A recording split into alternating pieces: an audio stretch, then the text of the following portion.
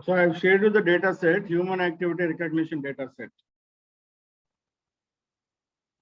So this data is collected from the mobile phone as sensors like accelerometer, pedometer.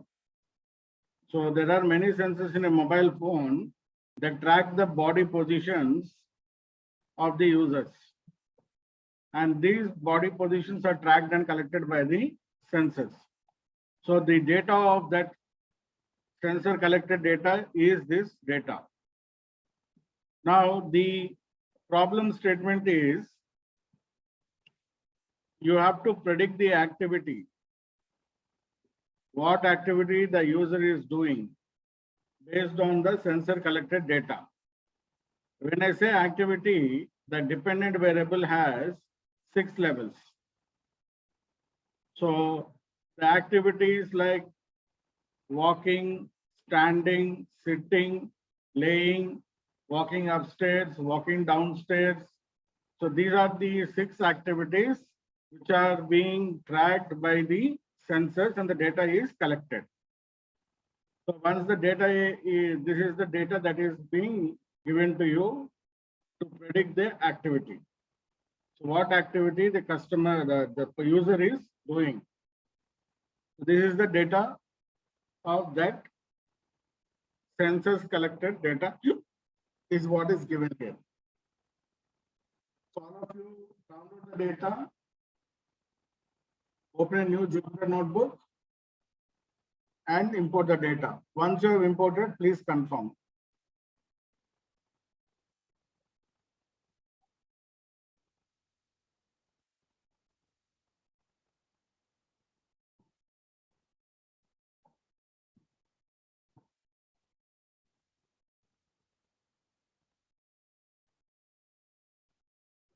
Guys, you're able to hear my voice?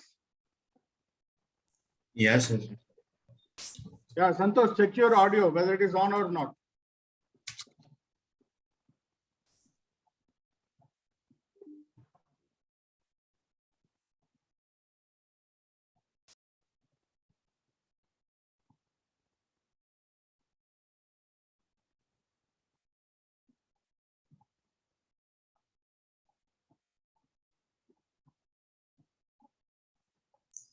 Sir, can you please repeat the problem statement again? Can you please? Repeat the problem statement again.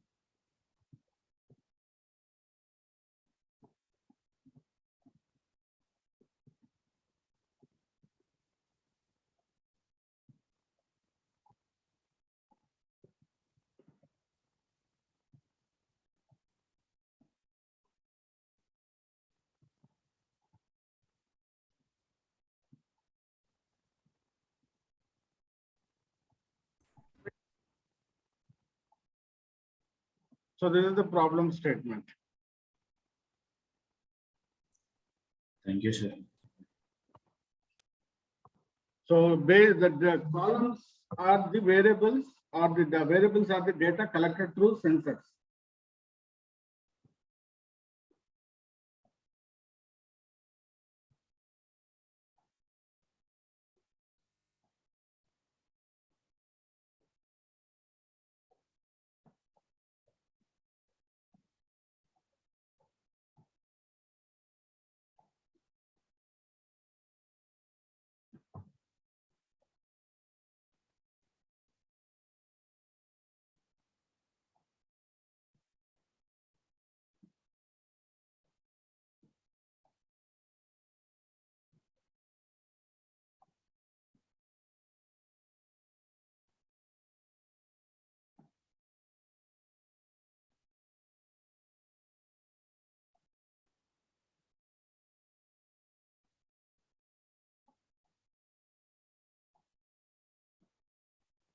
Once you're done, please confirm.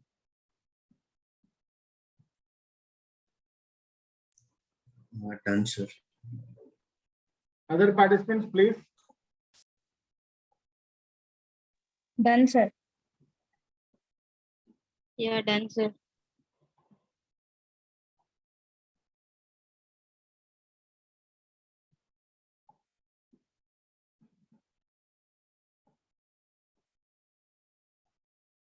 So activity train dot shape.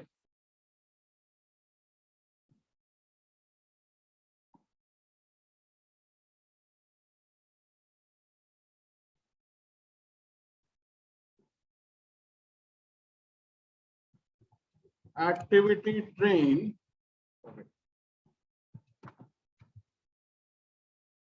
dot shape. Now tell me what is the problem here?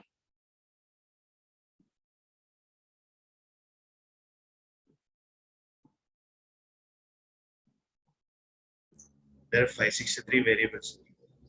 Yeah.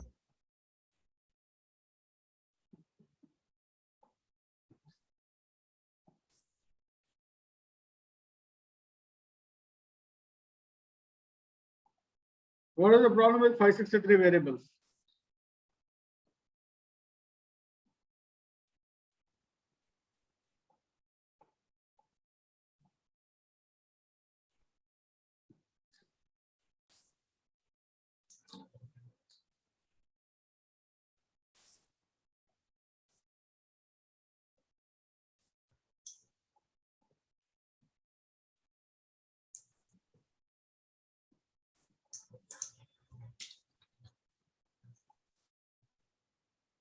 So this data, we call it as high dimensional data. This data, which we are dealing with, we call this as high dimensional data. When I say high dimensional data, more number of variables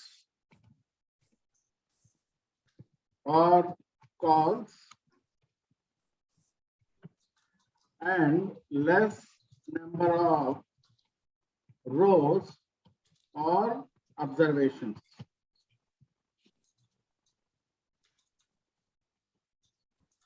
More number of variables or columns and less number of rows or observations. Now, why I'm saying less number of observations? If you remember, what is the sample size required for the classification problem?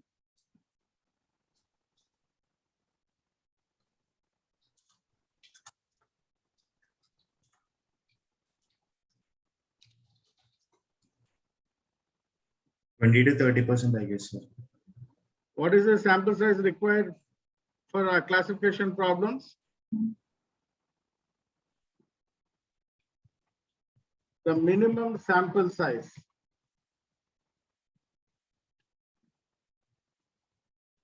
for classification is 50 observations per variable. That means 563 into 50, this would be how much? 28,150 observations. We must have 28 one. But what is the observation? But actually is 7,352. 7,352 observations only. So when you have these high dimensional data, the objective is to reduce the variables. We have to reduce the variables or features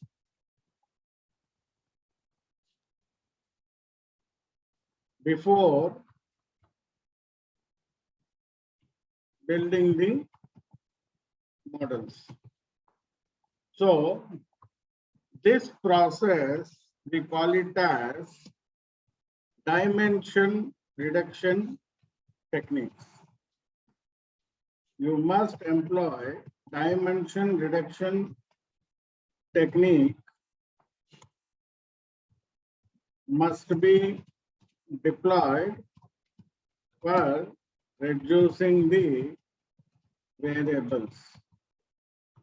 So dimensional reduction techniques must be employed for reducing the variables. All of you understood the context of high dimensional data? Yes, sir. So high dimensional data is where you have more variables and less observations. So basically, too many variables and very less observations, which create problem in analysis. So to avoid this problem, we need to reduce the dimensions. So when I say reduce the dimensions, obviously we can think of deleting some variables and all. Now, if you are trying to reduce 1 or 2 variables or say 4 or 5 variables, you can delete variables manually, or you can use any other feature to do that. Or you can use a decision tree to reduce the variables. But by reducing 10 variables, here will it work? By simply reducing the 10 variables, can we reach our objective here? I guess no, sir. It's not, right? Yes, sir. Because to fit the number of rows we have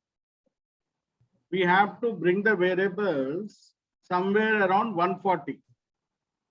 Right? 140 into 50 is 7,000, right?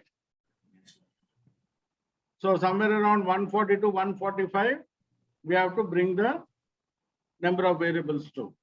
Now, when you're doing that complex, what you call reduction, you can't employ the manual methods, you can't employ the decision tree based methods, or you can't employ the feature selection methods.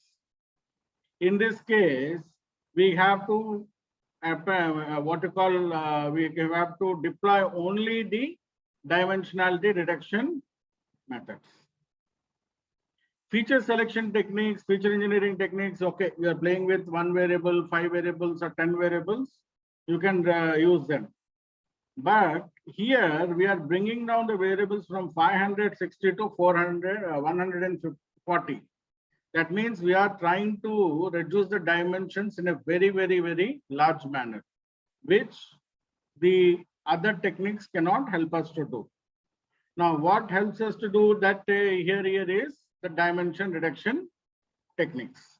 So dimension reduction techniques are used to reduce the dimensions, particularly when you are reducing the dimensions in large scale or larger numbers. Clear, participants? Yes, sir. Yes, sir. One of the most popular dimensionality reduction techniques, the most popular dimension reduction technique, which is widely used in industry, is the principal component analysis. The principal component analysis, also called as PCA, or also called as PCA, is a most preferred technique.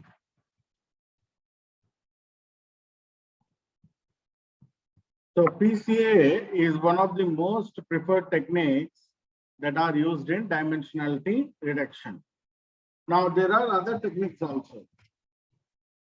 So other techniques which we use in large scale data, like singular value decomposition. Singular value decomposition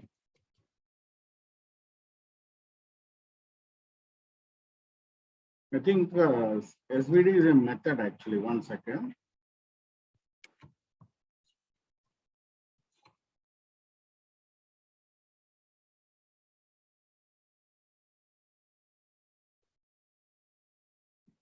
Yeah, okay. It's a method, sorry. Let me correct. Other techniques are factor analysis, combine sign to factors. That is one method. Similarly, dimension reduction techniques.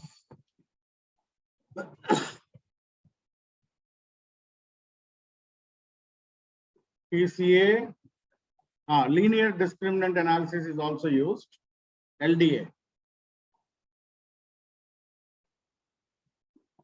Factor analysis is one technique. Linear discriminant analysis is one technique.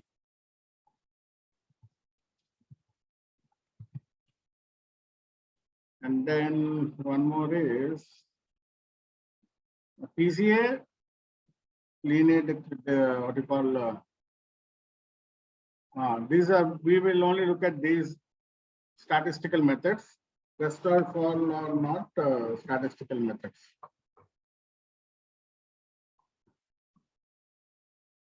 Okay, principal component analysis, factor analysis, linear discriminant analysis, all these are that will come under your dimension reduction techniques.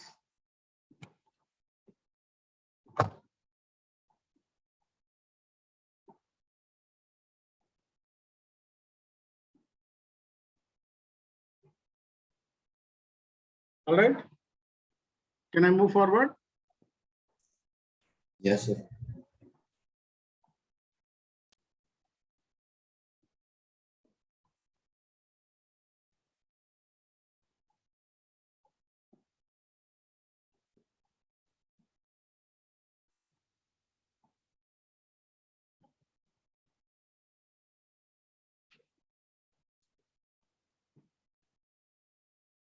Now, let us understand this PCA.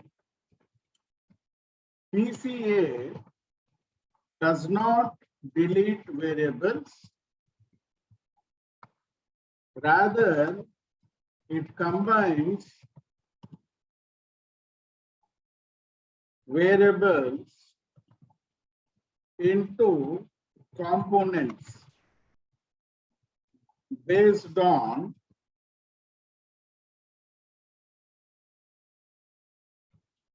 covariance matrix or correlation matrix. So PCA does not delete variables. Rather, it combines variables into components based on covariance matrix or correlation matrix.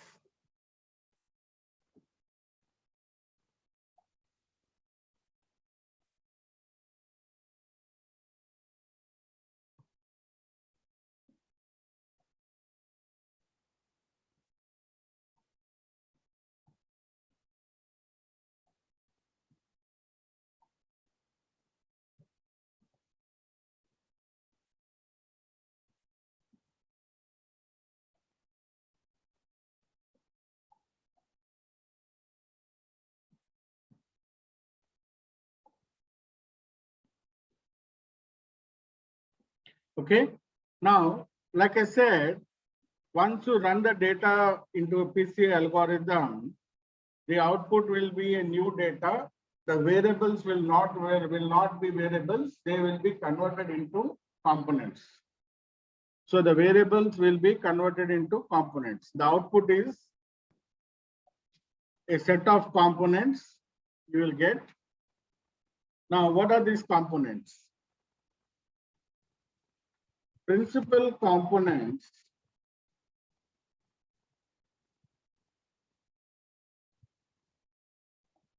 are linear combination. Principal components are linear combination of original variables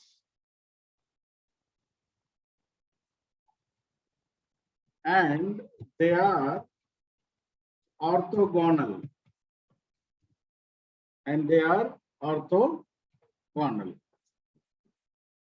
So principal components are nothing but linear combination of variables. So These linear combination of variables will be created based on the covariance matrix. Now the covariance matrix will be taken as the input by the PCA algorithm. Now, let me show you what this PCA and what is this orthogonal.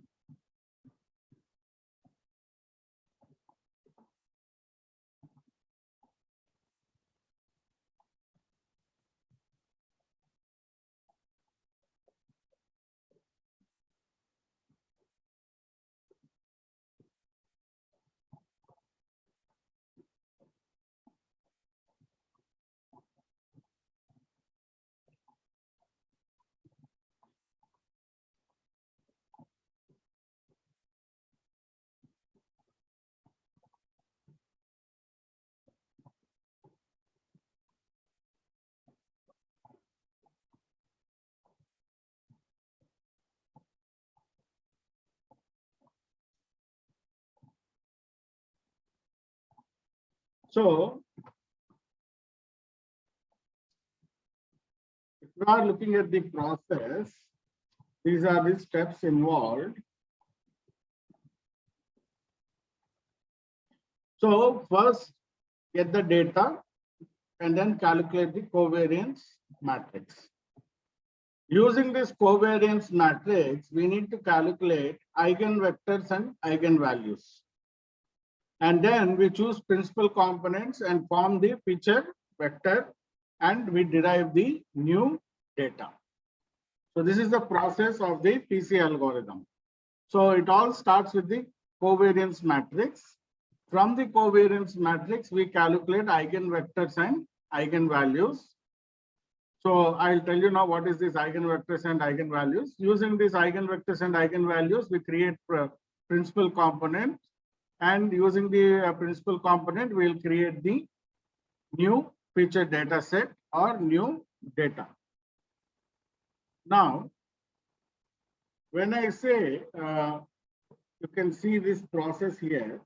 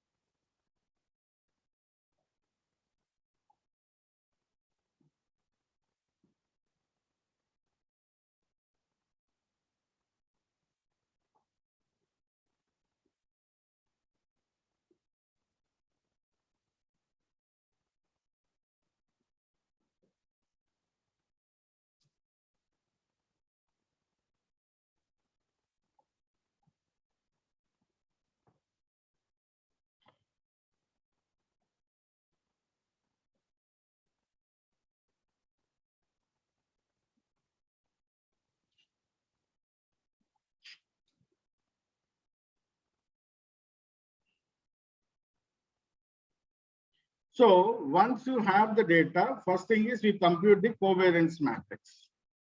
So we use the covariance matrix to calculate the eigenvectors and eigenvalues. And based on the eigenvectors and eigenvalues, we will be calculating the new data points, and then they will be the things, what you call the new dimension or new data moves from E to F. Here it is moving from dimension E, which is our original data, towards F. So this movement we call it as orthogonal movement. Orthogonal movement is the movement in which the new data moves. That we call it as orthogonal movement.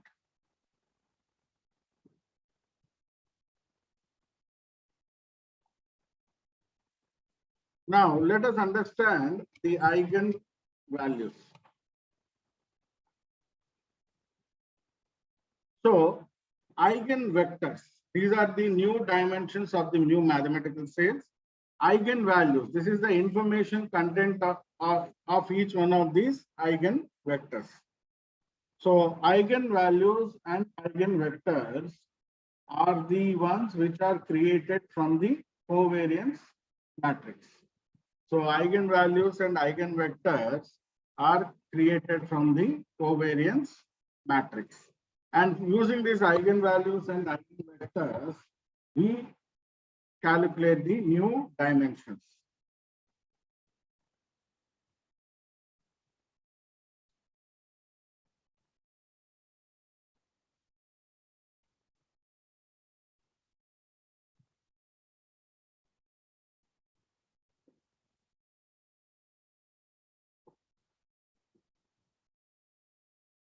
So this is one method, PCA based on eigenvalues and eigenvector, eigen decomposition is one method where we use the calculations from the covariance matrix. Now the formulas are this. Let me just give you the mathematical formula also.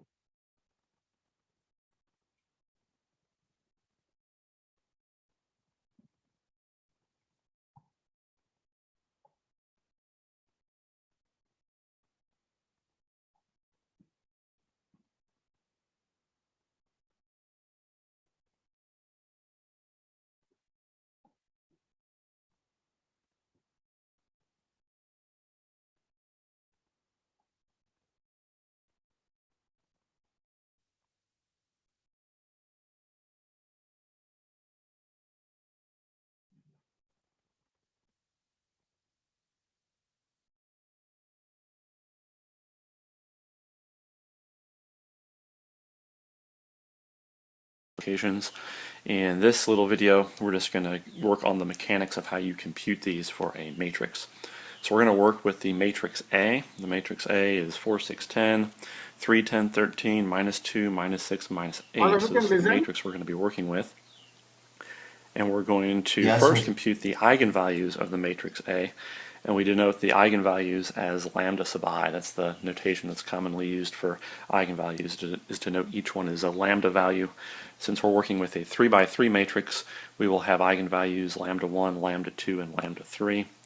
And we know that lambda i's, all these eigenvalues that we want to compute, are the roots of what we call the characteristic equation of the matrix, which is the determinant of A minus lambda I equals 0.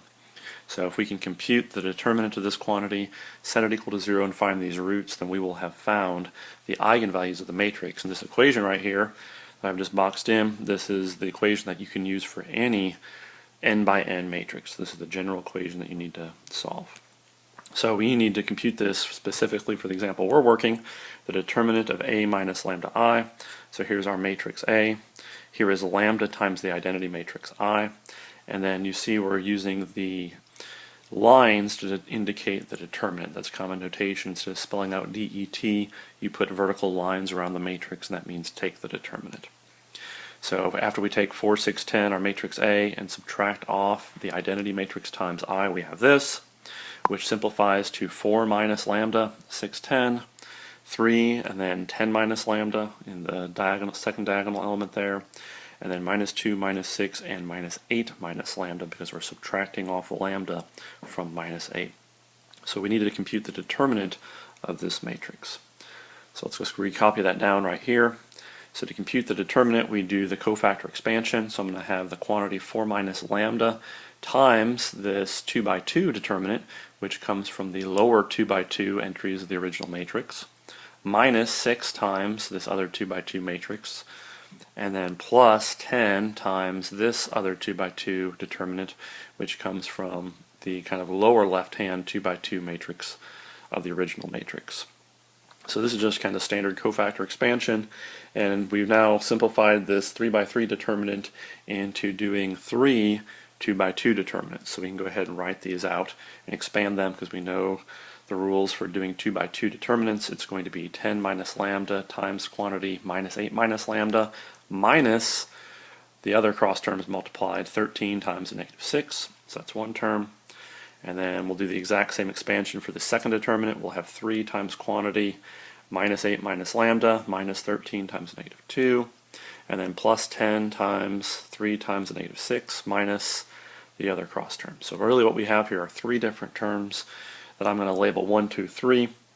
And we need to add all these together, but we're going to attack them kind of one piece at a time to simplify the algebra. So let's go ahead and work on the first term. Here's the first term, it's 4 minus lambda, and if I start multiplying these things out, 10 times negative 8 is negative 80, 10 times the negative lambda is minus 10 lambda. Then the other cross terms are negative 8 times negative lambda, which gives you 8 lambda, and then a negative lambda times a negative lambda gives you lambda squared, and so on. So if I do all those, and then 13 times 6 is 78, I get this, which I can simplify a little bit. Negative 80 plus 78 gives me negative 2. And then I have a negative 10 lambda and an 8 lambda sitting there, so that's minus 2 lambda. And then lambda squared stays by itself. I can't simplify that at all. And then I'll go ahead and multiply and distribute all of this. So I'm just going to distribute each of these things. 4 times a negative 2 is negative 8. 4 times a negative 2 lambda is negative 8 lambda. 4 times lambda squared is 4 lambda squared. And then similarly distribute the minus lambda across everything. So we have 6 terms. And we can go ahead and combine all those, and we get minus lambda cubed plus 6 lambda squared minus 6 lambda minus 8. So this is an expression for term 1, which is just one of the 3 terms that we need. We'll do similar work on the other ones. These are a little bit simpler. They don't have quite as many terms. So minus 6, and I expanded that. 26 minus 24 is 2, so we end up with 2 minus 3 lambda. And if I go ahead and distribute the minus 6, I get negative 12 plus 18 lambda. So here's a simplified expression for term 2. And then finally term 3, same type of just distribution of the multiplication and just algebraic simplification gives us a simplified expression of 20 minus 20 lambda.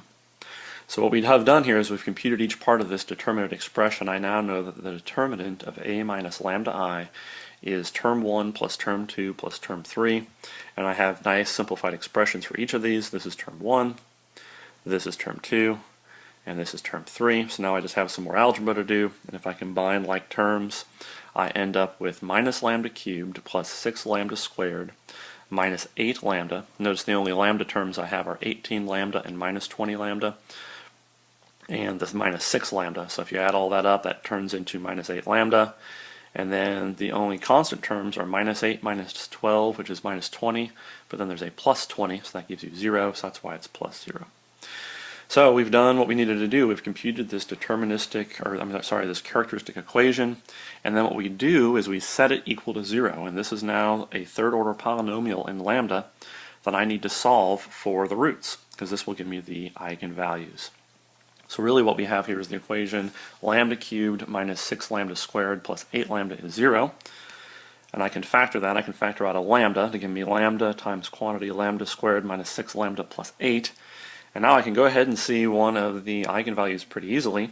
I can see that for the value of lambda equals 0, I have 0 equals 0. So lambda 1 equal to 0 is one of my eigenvalues. And then the other 2 eigenvalues I come from solving this quadratic equation, second order polynomial, which I can do with the quadratic equation minus b plus or minus the root of b squared minus 4ac over 2a. If I just plug in the specifics for our problem here, b is a negative 6, so a negative 6 is a positive 6. B squared is 36 minus 4 times 1 times 8 over 2 times 1. So now I'm just doing some simple algebra. 4 times 1 times 8 is 32, so inside the root I have 36 minus 32, which is 4. So this is really 6 plus or minus 2 over 2. So when you do minus, you have 6 minus 2 is 4, 4 over 2 is 2. So one of the roots is lambda 2 equals 2. And then the other term will be when we add 2. 6 plus 2 is 8, 8 over 2 is 4. So the other eigenvalue is lambda 3 equal to 4. So we've now solved for the 3 eigenvalues. Lambda 1 is 0, lambda 2 is 2, and lambda 3 is 4. Can artificial intelligence make you money in 2022? Well, check out this AI crypto. Let's go ahead and compute the eigenvectors associated with each of these eigenvalues. The eigenvectors we denote v sub I. Since we're working with a 3x3 matrix, we will have v1, v2, and v3. And remember, to compute the eigenvectors, each eigenvector is just the null space of A minus lambda I times the identity matrix. So we're going to be evaluating this for each eigenvalue for little I equals 1, 2, and 3. So let's go ahead and compute V1. For V1, the corresponding eigenvalue is lambda 1 equals to 0. So I actually need to solve the equation A minus lambda 1 times the identity, which is equal to A minus 0 times the identity, because my eigenvalue was 0, which is just equal to A. So I need to find the null space of A, and this will tell me what V1 is. So to find the null space of A, I write down the matrix A, and I augment it with zeros. And now I'm just going to do row manipulations to solve this system of linear equations. So the first thing I'll do is I'll let E3, equation 3, equal 2 times E3 plus equation 1. So if you do that, this simplifies to this system of linear equations now. I've modified equation 3. Equations 1 and 2 have stayed the same, but I've reduced it a little bit to this form. And then let's go ahead and do another manipulation. Let's let equation 1 equal 1/4 of equation 1.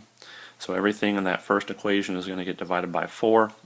The equations 2 and 3 will stay the same. And then let's do another manipulation. Let's let E2 equal E2 minus 3 E1. So here, equation 1 will stay the same. Equation 2 is going to change to this, because it's now equal to E2 minus 3 E1. And then E3 will remain unchanged because I haven't done any manipulations on equation 3. And finally, let's let E2 equal 2/11ths of E2, so we're just going to multiply it by a scalar. And we'll do the same thing for E3. We'll take E3 and negate it and divide by 6. So equation 1 will remain unchanged. E2 is going to turn into 0, 1, 1, because I multiplied everything by 2/11ths, so 2/11ths cancel with 11/2. And similarly for E3. I'm going to divide everything by a -6, so the -6's turn into +1s when I do the division. And then finally, let's let E3 equals E3 minus E2. So now the first two equations will remain unchanged, but now I'm going to get a row of zeros here for my last equation. So I have simplified my system of linear equations as much as possible by doing row operations. And now looking at this, I can go ahead and write down the solution. Z is obviously equal to any value that we'd like. It's a free variable because the last row is all zeros. By looking at the second equation, we see that y needs to equal a -z. And then looking at the first equation, we see that x plus 3/2 y plus 5/2 z has to equal 0. If I solve for x, that means that x has to equal a -3/2 y minus 5/2 z, just by moving to the other side. And now if we plug in the relationship for how y and z are related, we can simplify this. We know that y has to equal a -z, so if I replace y with -z, my minus 3/2 y turns into 3/2 z, and now I just have z's. 3/2 z minus 5/2 z is equal to a -z. So I've now solved this system of linear equations. Z can be any number, y has to be a negative of that number, and x also has to be a negative of that number. So since z is a free variable, I'm just going to pick a specific value for it.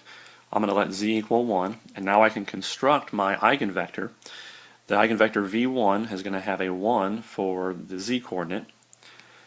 X has to equal -1 because x must equal -z, and similarly y must equal a -1 because y also has to equal a -z. So this is my eigenvector v1.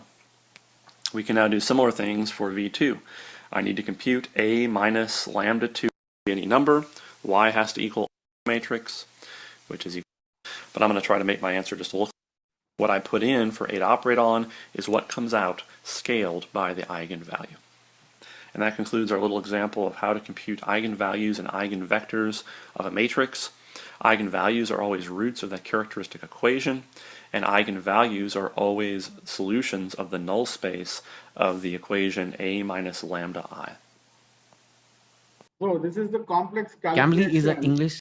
in terms of calculating eigenvalues and eigenvectors for a matrix. Basically, this is the formula. A into x eigenvector is equal to lambda x eigenvector. Or ax minus lambda x is equal to 0. A minus lambda I. I is your identity matrix. Identity matrix is diagonals will be ones, rest of all are zeros. And we are using that part to calculate the identity matrix. So the characteristic equation of matrix A is determinant of A minus lambda I is equal to 0. So once you solve for this, you get your lambda values. Once you get the lambda values, we do the null space calculation A minus lambda. Then we will get your eigenvectors. So this is the complex process of calculating eigenvalues and eigenvectors. This whole process is repeated in the backend by the PCA algorithm, through which it reduces the dimensions into a lesser dimension space. So eigenvalues and eigenvectors are the fundamental of your PCA. So this is a little bit of complex calculation that we generally do. Matrix calculations, whenever I teach mathematics for machine learning, I generally do this calculation, which is A into eigenvector is equal to lambda of lambda into eigenvector. Lambda is your eigenvalue. So you can simply calculate for a 2 by 2 matrix, but for a 3 above 2 by 2 matrix, it's a complex calculation. So for above 2 by 2 matrix, it's a very complex calculation. So these eigenvectors and eigenvalues are very important part of your PCA calculation. Based on this, the dimensionality reduction will be done.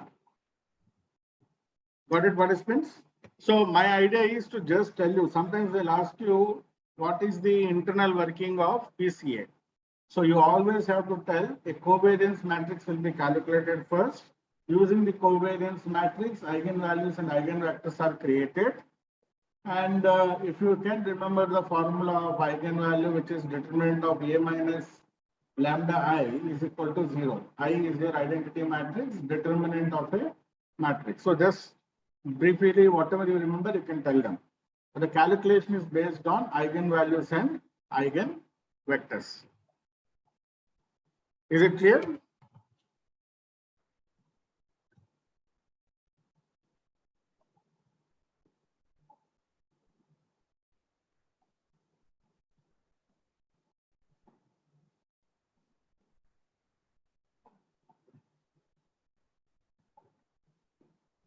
So whenever you're asked about principal component analysis, you say it is a dimension reduction technique which reduces the number of variables using eigenvectors and eigenvalues. The input of a PCA algorithm is what you say is covariance matrix. They will say what is the input of PCA. PCA input is a covariance matrix.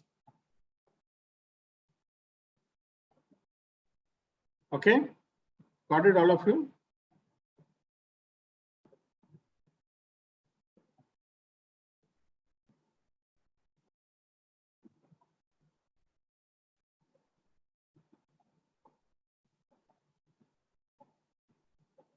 So here, if you see here, we have 6 variables, x1, x2 till x6. The mean of first row is 4.5, mean of second row is 5. Then we deducted the mean from all the observations, x minus mean, we got a smaller dimension value. It's like, you know, what we call transformation, data transformation. Now, once you have done the data transformation, so first is, this is the actual data. This is the actual data we have, 6 variables, 2 rows. 2 rows and 6 variables, high dimension data, right? If you have 6 variables, you should have at least 300 rows. But here we have only 2 rows. So this is the actual data. To make the computation easy, we deducted the mean. So we have calculated the mean of each row. You can see here 4.5. You have taken the mean, and then you have the mean of second row is 5. And then you deducted it from each of the observations. You got these values. Then for this matrix, I calculated the covariance matrix. For this matrix, I calculated the covariance matrix, which is 2.91, 3.67, and 3.67 and 5.67. Now, lambda is an eigenvalue for a matrix M if the characteristic equation is met, which is determinant of M minus lambda I is equal to 0. I is your identity matrix. So covariant matrix into the identity matrix, lambda and lambda. So we have calculated the quadratic equation, and then we solve the quadratic equation to find the eigenvalues. Now for eigenvectors, we need to do little bit of additional work, which is eigenvector is equal to mx is equal to lambda x. So if you take the coefficient matrix x1, x2, and then you replace the 8.22 as x, x2, then we get the values as multiplication of 8.22 with x2, you get the final what you call decomposed value of x1 as 0.9x2. So if x is this, x2 would be 0.69 times of it. So we have reduced the 6 variables into 2 components, or one single column, or one variable, or one component. We have combined, we have reduced these 6 variables into one component of x1 is 1, then x2 will be 1 into 0.69. Sorry, x1 is equal to 0.69 x2. So if x2 is 1, x1 will be 0.69. So then we have a single column of values. So from 6 columns of values, we reduced it to 2 values, or what we call it as one row of 2 observations. This is the complex calculation which is calculated in the back end. This I have shown you for a 2 by 2 matrix, which is easy to calculate, but for a 3 by 3 matrix, it's a very complex calculation. So this is the methodology employed by principal component analysis, or the PC analysis, to calculate eigenvalues and eigenvectors. Is this clear, participants?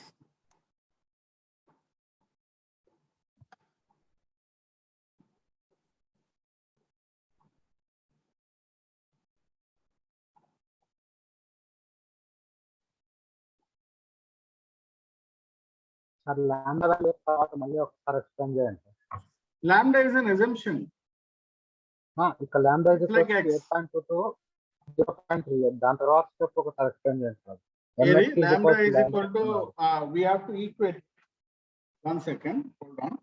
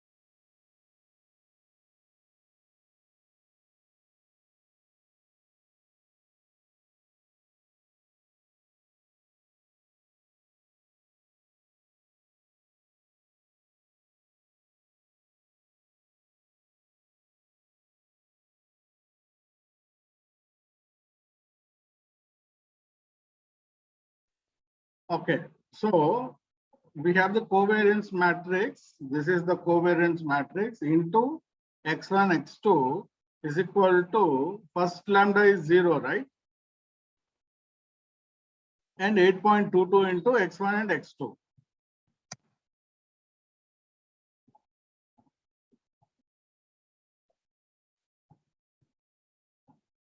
So eigenvector is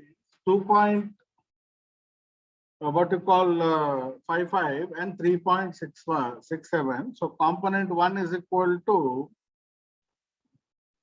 2.55.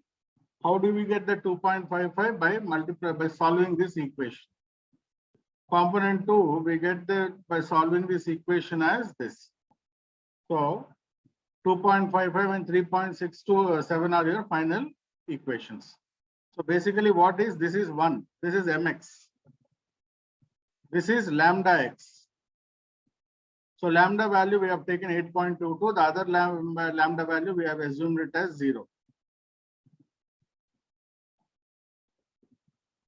So through 2.92 into x1 plus 3.67 into x2 is equal to 8.22 x1, 3.67 plus x1 plus 5 is equal to equate to this. We are equating these two. Then when you solve for this, you will get x1 is equal to 0.69 x2. So 2.55 is the first principal component and 3.67 is the second principal component.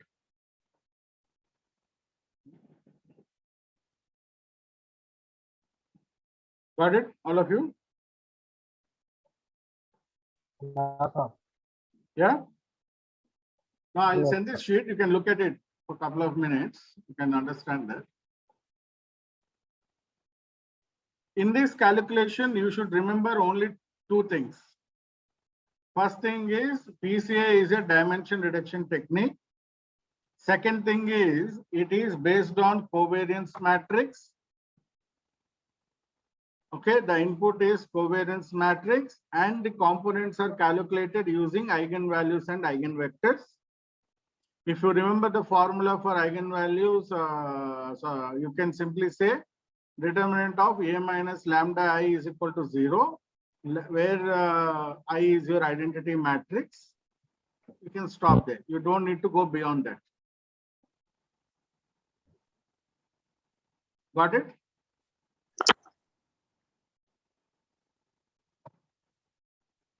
Because in some companies, in some high-end interviews, they're asking what is PCA.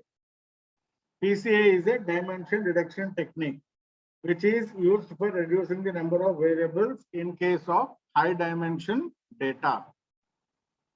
What is high dimension data? When you have more variables and less observations. So we are forced to reduce the variables. To reduce the variables, the primary technique which is used is PCA, principal component analysis. PCA generally uses eigenvalues and eigenvectors which are generated from the covariance matrix and use them to calculate the components. There is another method which Python uses is singular value decomposition, which is slightly complicated than eigenvalues and eigenvectors method. So generally we manually talk about eigenvalues and eigenvectors, but PCA in Python uses singular value decomposition. That is an even advanced method for calculating the principal components. So by basically interviews, you can simply say, I know eigenvalue and eigenvectors. If you remember the formula, you tell them, or you tell them that simply that PCA uses eigenvalue methodology, eigenvectors methodology to calculate the principal components, which is less number of variables than the input variables. Got it, all of you?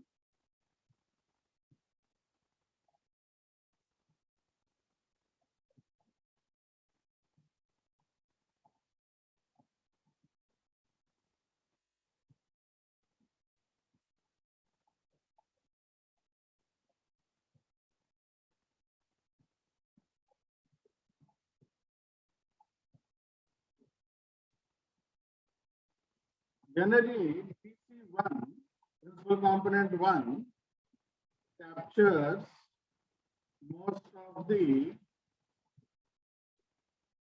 variance in data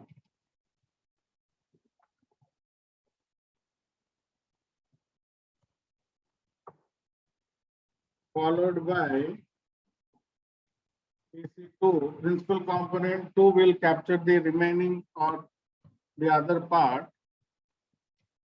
and so on. So PC1 generally captures most of the variance in data. See, basically the whole process is, it does not lose the information. So the PCA ensures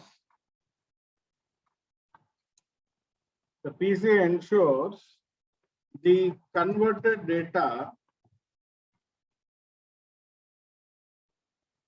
set conveys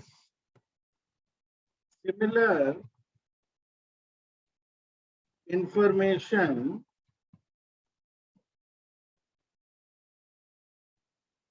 concisely when compared to the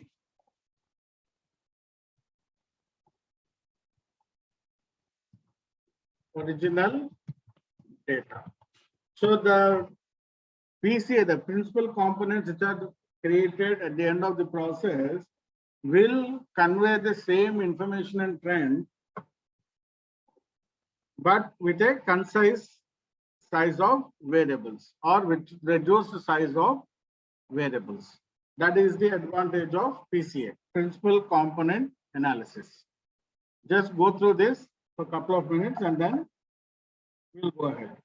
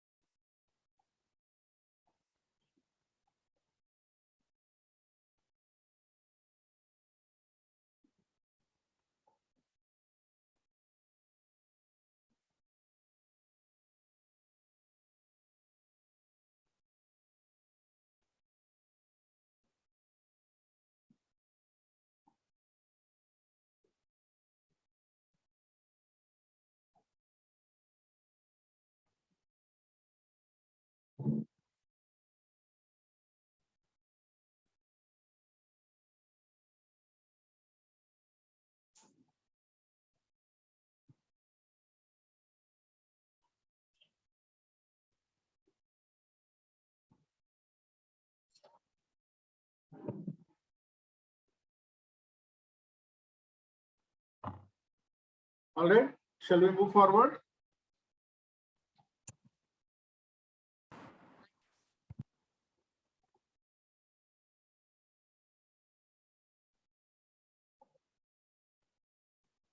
Participants, shall we move forward? Yes, sir. So Python does not use eigen decomposition, but uses, even the advanced one, singular value decomposition. So Python, this is the most advanced part. Compared to eigen decomposition, singular value decomposition is faster. So that is why it is used. Singular value decomposition is faster than eigen decomposition. So that is why Python has deployed the singular value decomposition instead of the eigen decomposition. Now, if you are looking at SVD, which is a very popular nowadays with all the collaborative filtering, recommendation systems, Netflix and all, they are pioneers of the singular value decomposition. Netflix guys have worked very well on the singular value decomposition.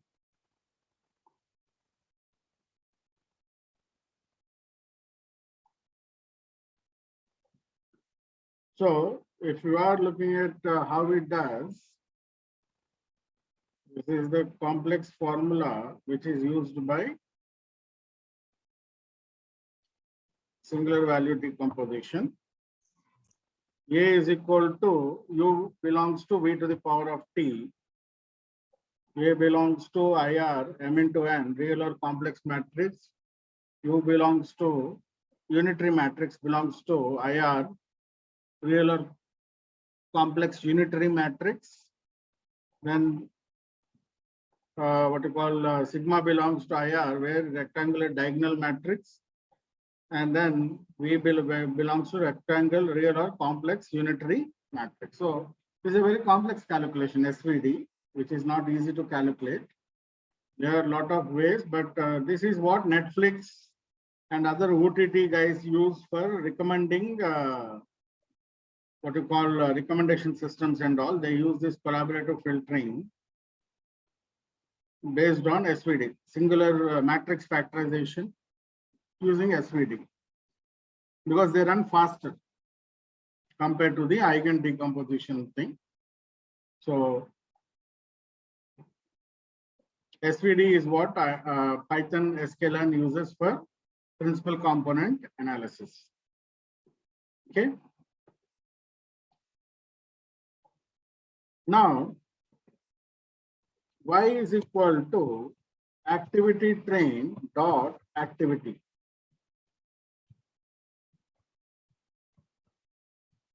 X is equal to activity train dot drop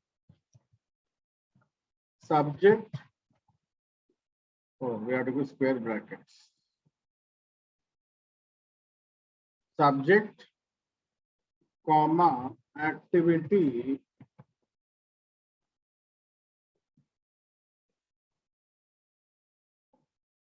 comma, axis is equal to 1. So subject is like ID. So y is our dependent variable. Subject is our ID. And then we have separated data into y and x. Now y dot value underscore counts.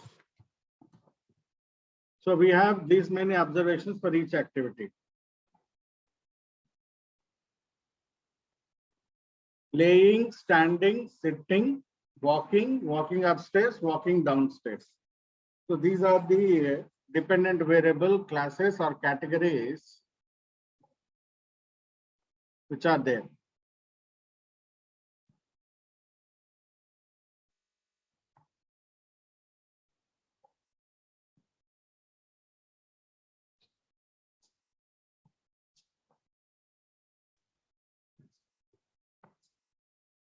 Got it, participants, all of you?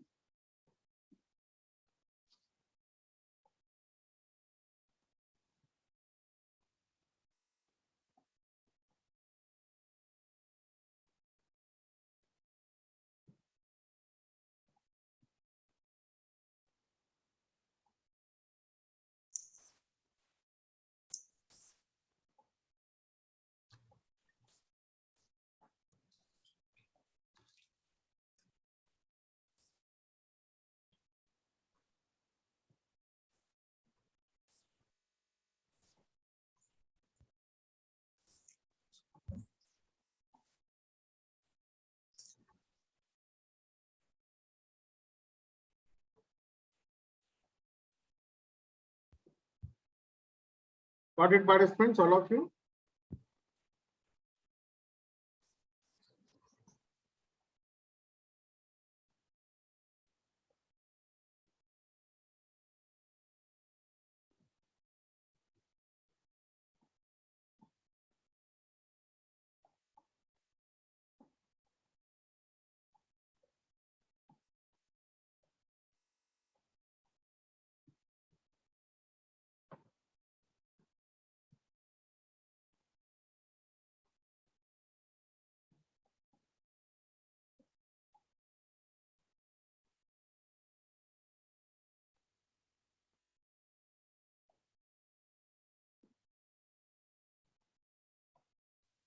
Yes, sir. So we have split our data into X and Y. Y is our activity, which has 6 classes. And X is our independent variables matrix without subject. Subject is nothing but an ID. And we have also dropped the dependent variable. Now, our job is to reduce the, what you call, the matrix of X or the independent variables, which are 563. We have to reduce it to a lower dimension. Now let us do that. From sklearn dot decomposition, import PCA. PCA is equal to PCA in bracket n underscore components. I am randomly giving it as 280. So randomly I have chosen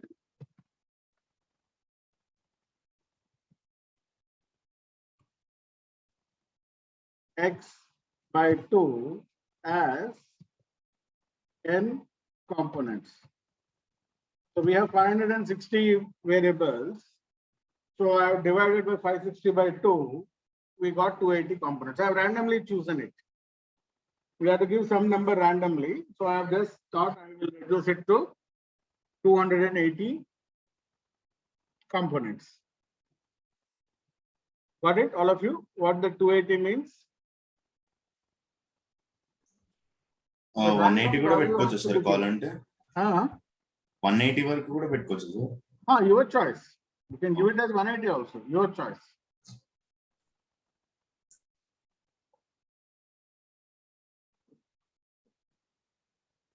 Generally, we go with half of the size, okay?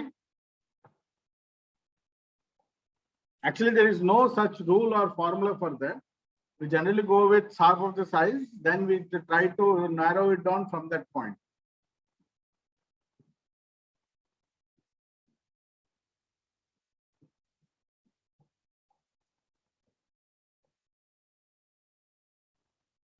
All right, shall we go ahead? So X underscore PCA is equal to PCA dot fit X.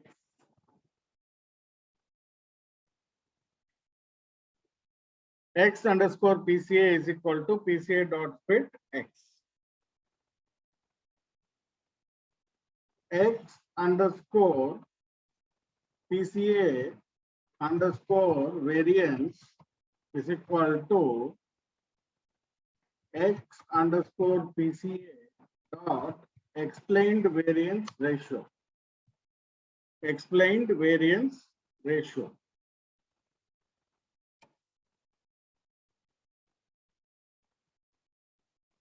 X underscore PCA underscore variance is equal to NP dot cumulative sum, cum sum, NP dot round, open bracket, X underscore variance, PC underscore variance, comma 4 into 100.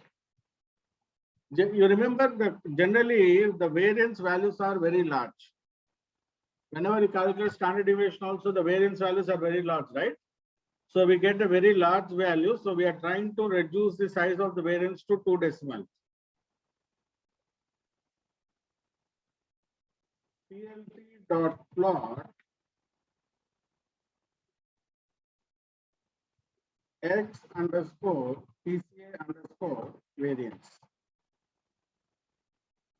Now I have plotted the variance.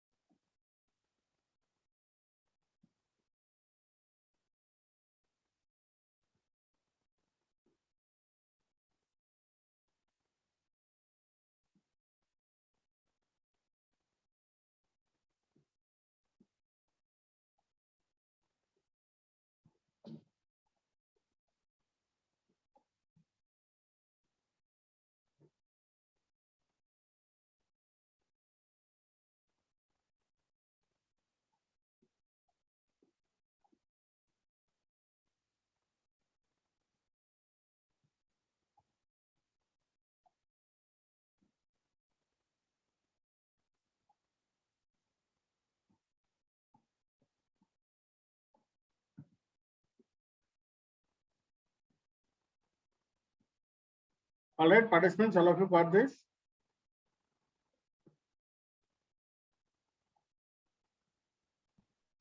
Yes, sir.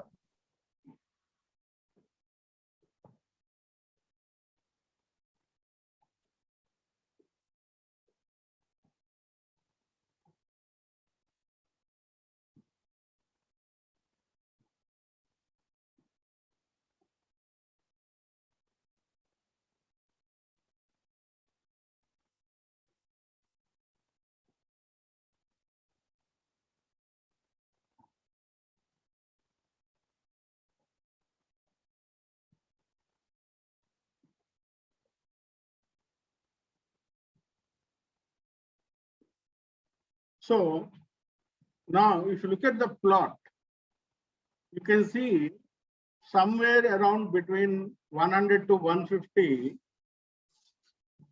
the line is becoming straight line, right? It is becoming a straight line, right? Somewhere around 150, someplace, this place, it is becoming a straight line. That means it is becoming a constant value. It is becoming a constant value, or the variance is becoming constant. The variance is becoming constant. So we need to take the components till the point where the variance is minimal, or the point at which the variance is becoming constant. That decision you have to make based on the number of rows you have. If you can go with the point where it is becoming constant, okay. Or else, if you're looking for even less than the constant value, you have to go for a point at which the variance is becoming marginal. 0.0 variance difference, 0.02 difference, like that. If it is happening, that we need to find out. Now, how do we find out? We can print the output. Now you can see these are the variance values. And if you can see here, the variance is becoming very, very minimal somewhere from here. See, as you see here, this is becoming 0.5, this is becoming 0.404. Then this is becoming 0.0, and this is becoming 0.02. And the stagnation is happening from 99.75. See, the stagnation is happening from 99.75. This is the point at which it is getting stagnated. So these values are variances are there, but there are some marginal minimum values. So if you take, I think 9, 1, 2, 3, 4, 5, 6, 9 rows, 1, 2, 3, 4, 5, 6, 7, 8, 9, 10, 11, 12, 13, 14, 15, 16, 17,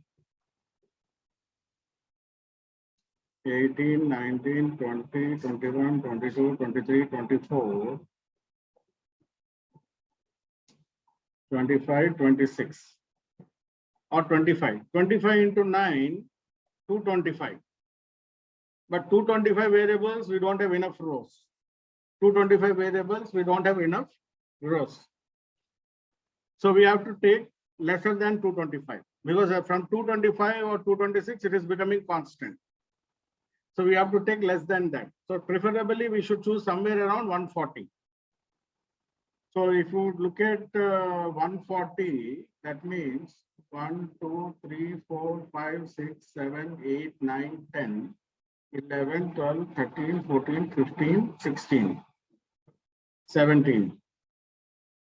17 into 9, now it will be higher. So we can go up to 16. 16 into 9,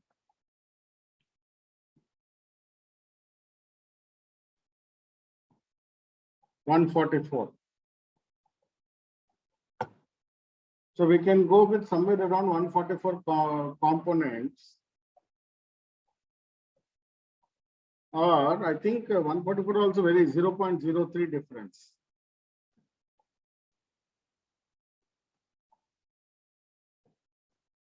Zero point zero five, 0.05, 05, 05, 05, 05, 05, 05, 05, 05. Now here onwards, it is becoming 0.04. 1, 2, 3, 4, 5, 6, 7, 8, 9, 10, 11, 12. 12 nines are 109 to 108. 2 less.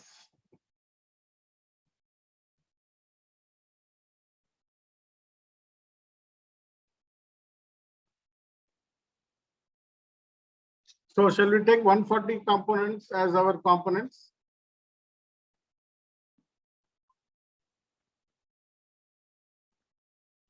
The judgment call is yours.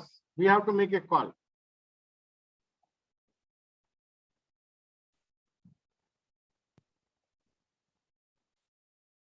So based on this whole analysis, we have to make a call how much components we want. I would prefer 140 because 140 into 50 is 7,000. So we have enough data. So we can go with 140 components.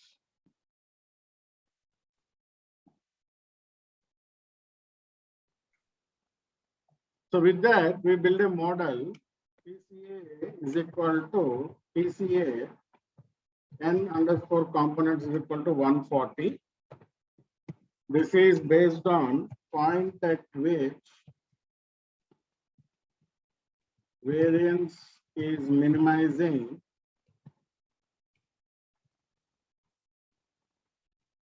or becoming constant.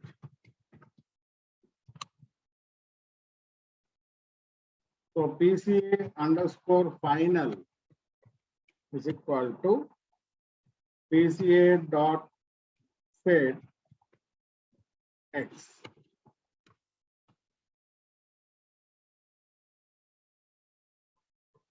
PCA underscore final is equal to PCA dot transform X. So PCA dot final dot shape.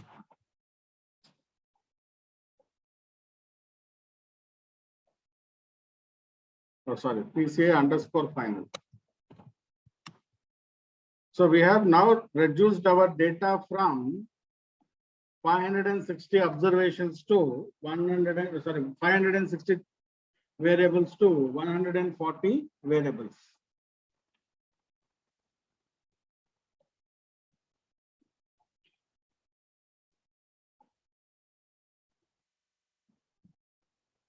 Sir 140 తీసుకోవడం మళ్ళీ ఒక్కసారి చెప్పండి sir అక్కడ మొత్తం See, you have to two things. First thing, you always keep your number of rows into mind. How many rows we have? 7,352, right? That Yes, means sir. if you take 7,000 as the point, then we should have target for variables of around 140.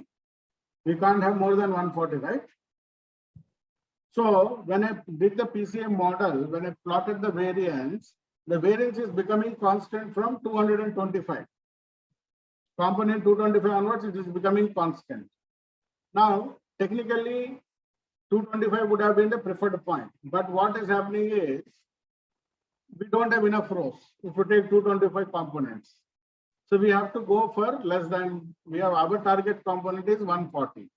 Now I will go and check what is happening at 140th component. At 140th component, the variance is becoming minimizing.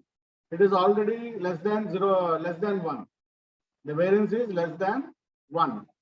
So I will take it as point. Some people take where the variance is becoming less than 1, that point as their component value. Some people just as long as the variance is 1, they will keep it. The moment the variance goes below 1, 0.9 or 0.8, like that, then they will take it as their components. Some people will look for minimizing variance, where it is maximum minimization is happening. So if you are taking 1 as the variance which you are looking at, I think one variance change is not happening. It's happening somewhere here only. See?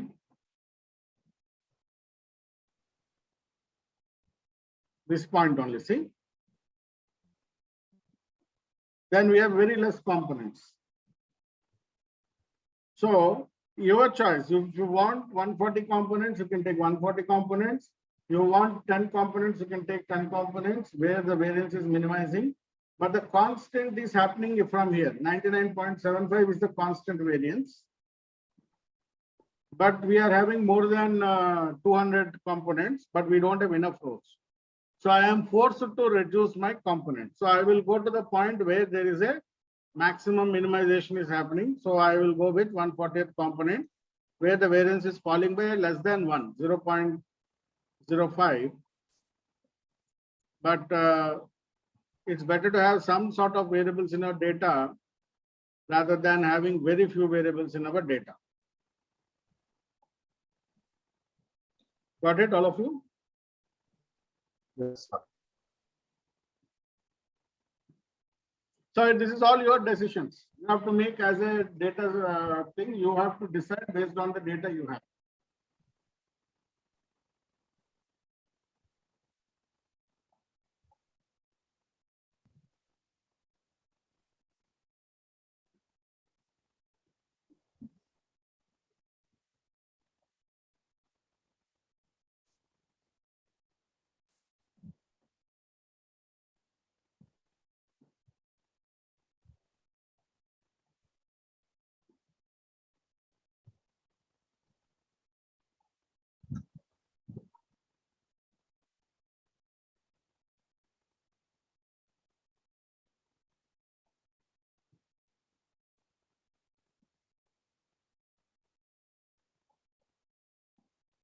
All right, participants.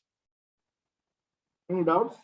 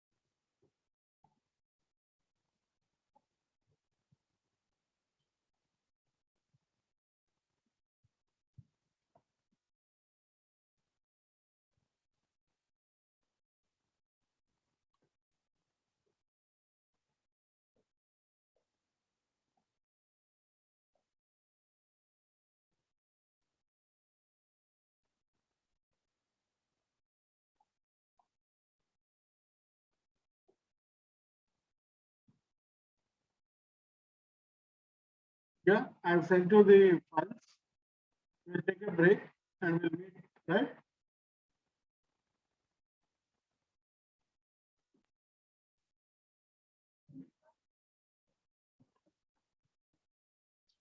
Okay, all of you got the PCA shape here. Now our data is only 140 variables, 7,052 rows.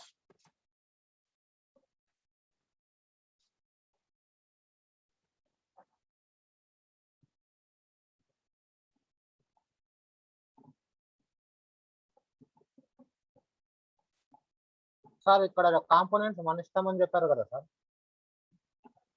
అంటే 140 There has to 120 be a logical reason, not your choice. You have to give a reason.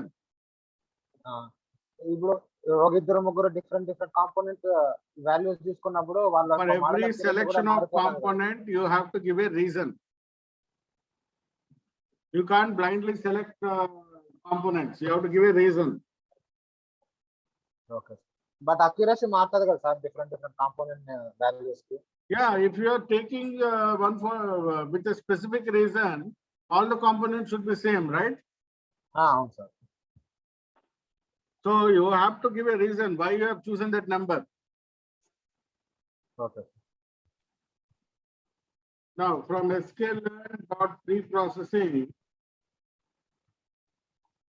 import label encoder. That is equal to label encoder. Y is equal to le.fit underscore transform y. So we are label encoding y.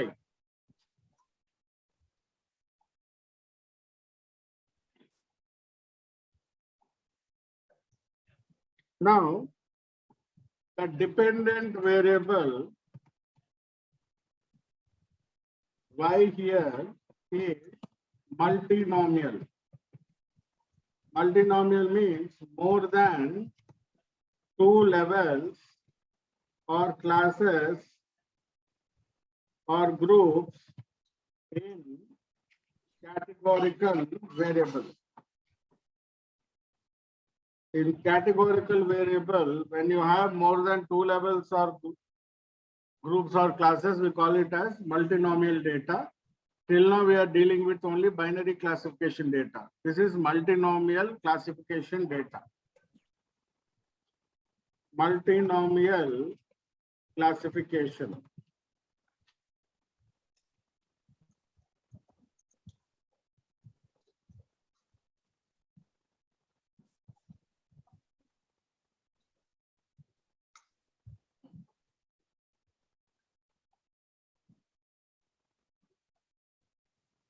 Tree-based algorithms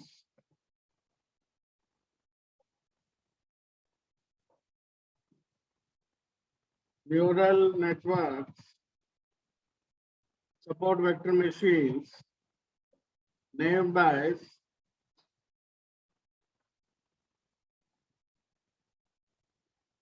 all work, even logistic regression.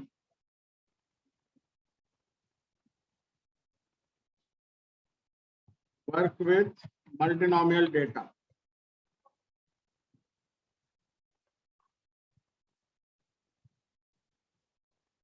Here the dependent variable y is multinomial, it has 6 levels.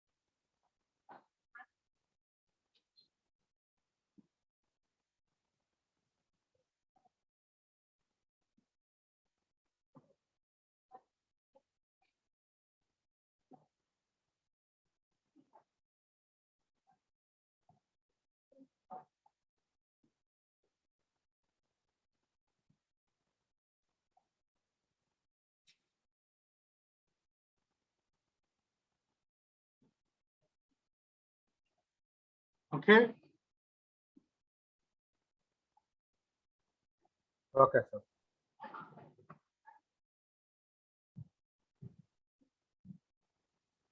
From sklearn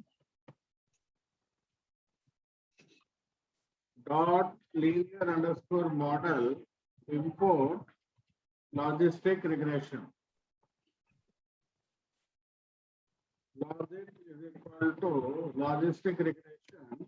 We have to give additional argument. Multi underscore class is multinomial. Comma, because this is a data, we also need to specify max underscore iter is equal to 1000. Logit model is equal to logit dot fetch PCA underscore final comma y.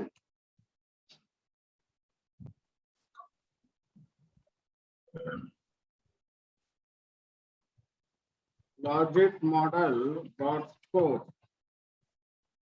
PCA final comma y. 98.9.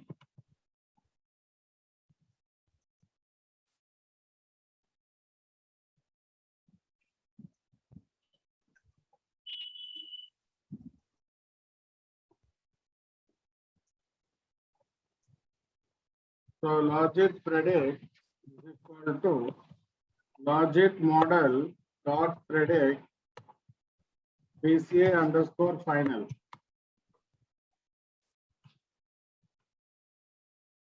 PD dot crosstab y comma logit predict. Only the diagonal ones are correct predictions, rest of all are wrong predictions.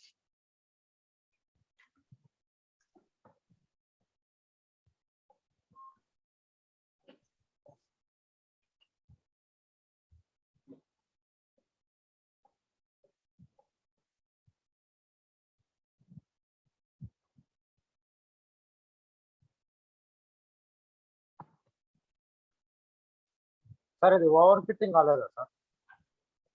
Check the cross validation. How will you check it? Check the cross validation.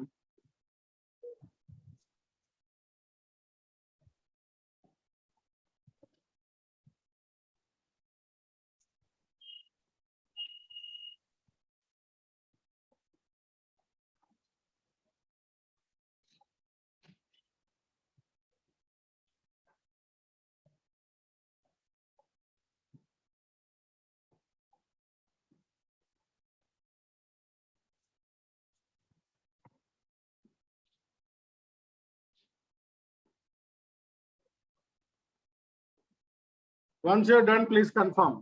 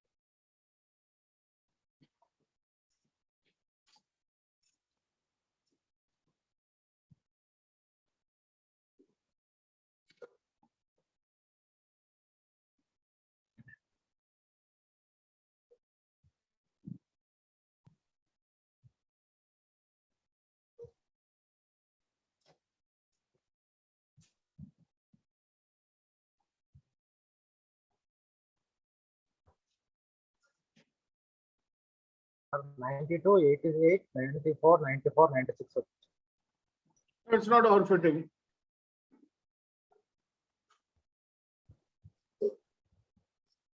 It is not overfitting.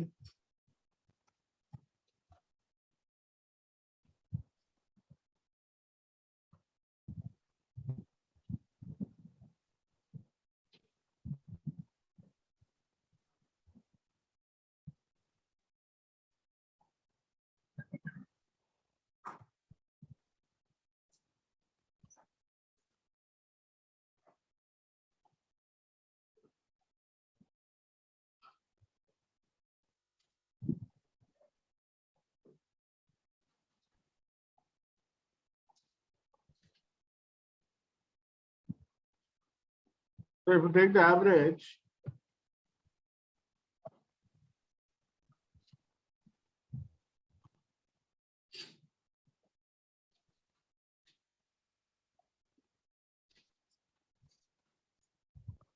(93).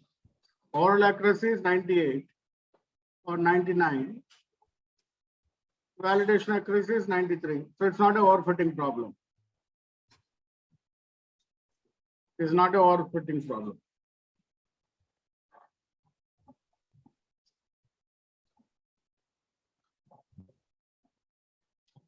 అంటే ఇట్లా కూడా check చేయాలి sir model కి. మేము normal గా accuracy 97 plus over fitting అనుకుంటున్నాం sir అంతా. What? అంటే ఇట్లా క్రాస్ వాల్యూ స్కోర్ ని కూడా చూసుకొని ఓవర్ ఫిట్టింగ్ కదా చెక్ చేసుకోవాలి compulsory. What you have to take?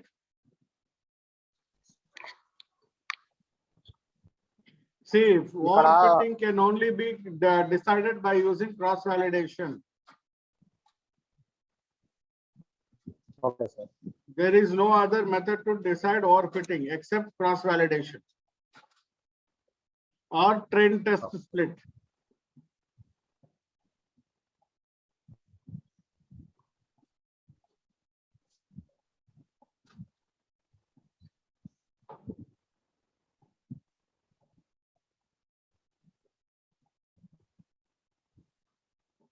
From sklearn.tree, import decision tree,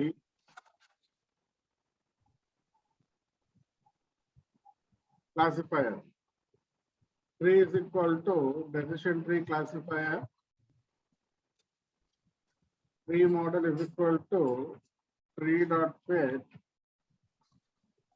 TCA final comma y.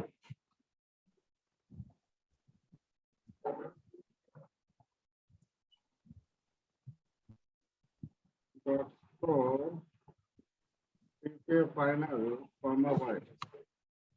Overfitting.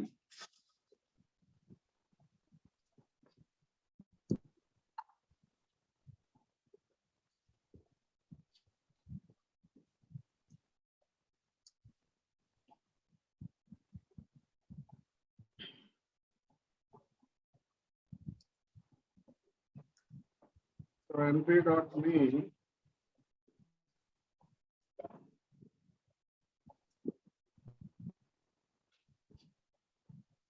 (77). So this is the classic case of overfitting where there's a huge difference of 23%. So let us deal with overfitting. Max depth is equal to 12.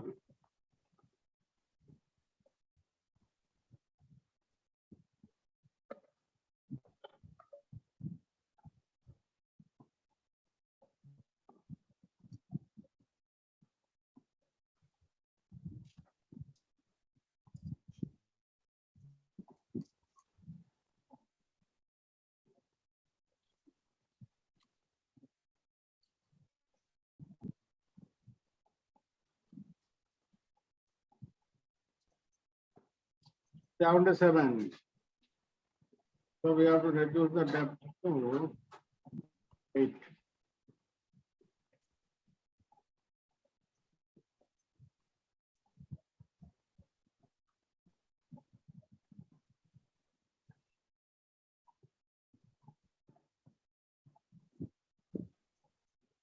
(79). 93, 79, 14%. Okay, it's better to have less than 10. So 6 would be okay.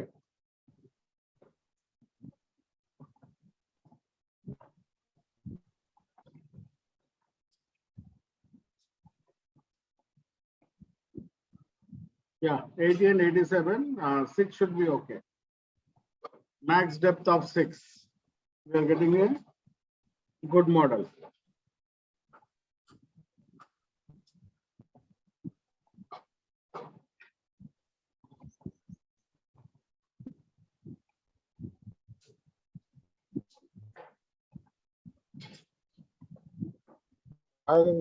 వస్తుంది 84 77 5 84 77 వస్తుంది.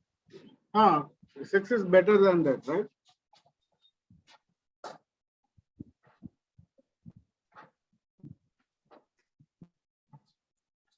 Train accuracy is higher.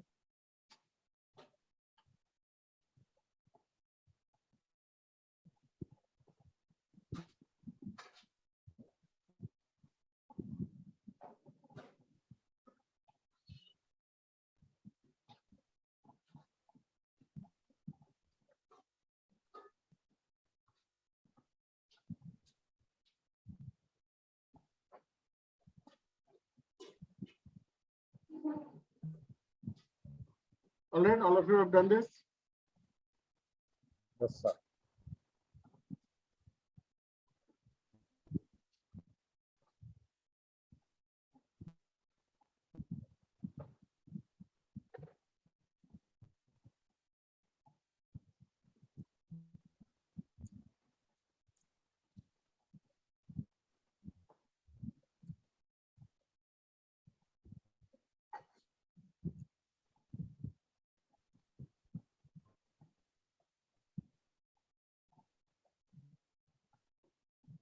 So pre-predict is equal to, oh, we are not printing the classification model summary. Pre-model dot predict PCA final.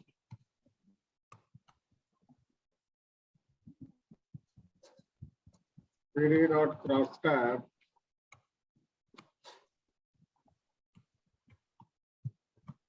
y comma pre-predict.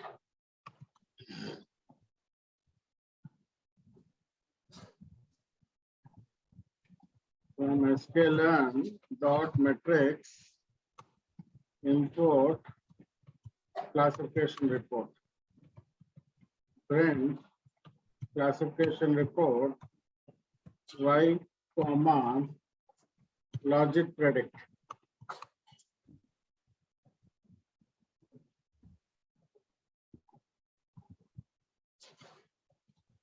Print classification report y comma pre-predict.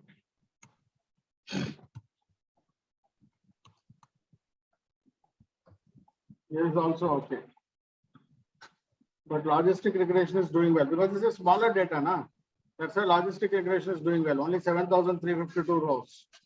Hence, logistic regression is doing well.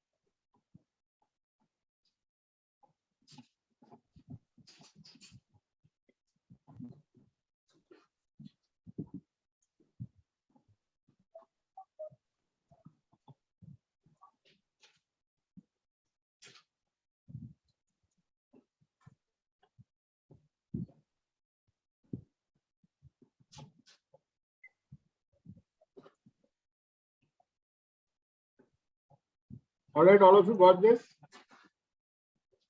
Yes, sir. Yes, sir. So let us build a random forest.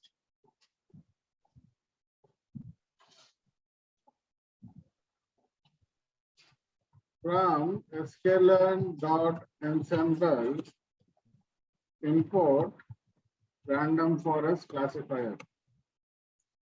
RF is equal to random forest classifier n underscore estimates 1000.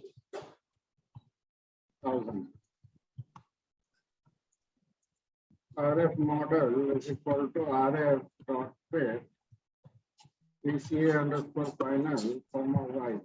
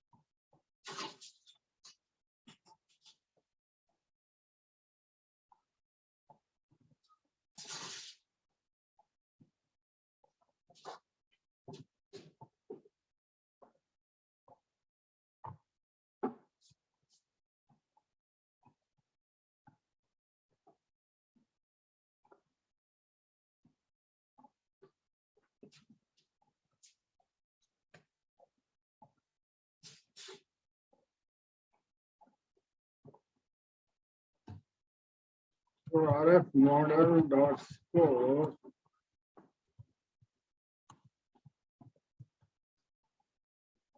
PCA final comma y. One. We have to do cross swap.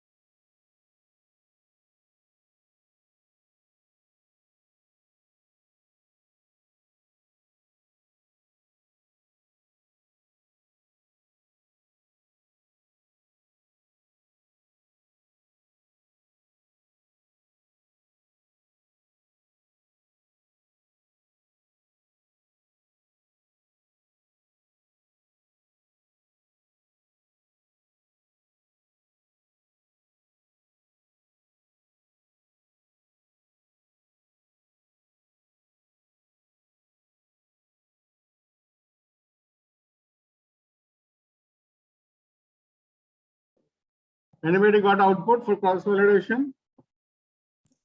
Not yet, sir.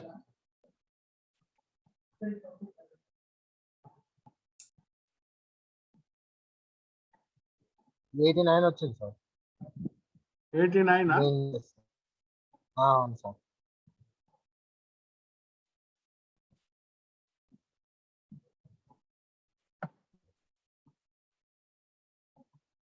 In small data, maybe RF is overfitting. 7,000 rows only, no? Estimators తగ్గించారు sir అట్లా ఉంటుంది Yeah.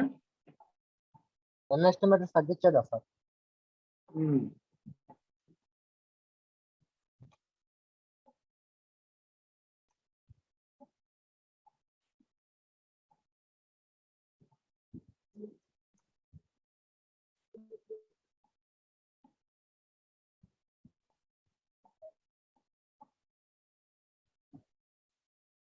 So people have completed this, can build multinomial NB. Multinomial neighbors.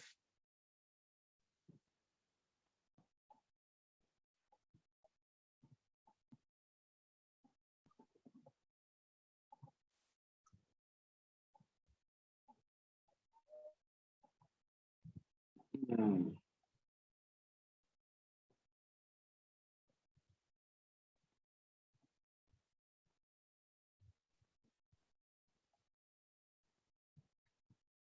$89.17, so slightly overfitting range.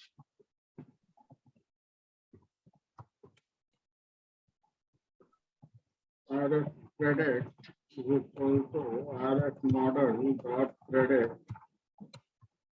PCA final.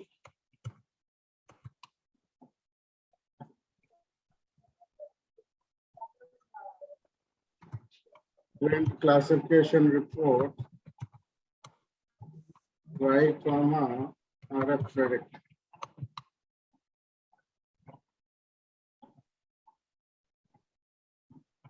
All are ones. Overfitting because of the smaller data size. 7,352 rows. From sklearn.neighbors import multinomial NB. NB is equal to multinomial NB.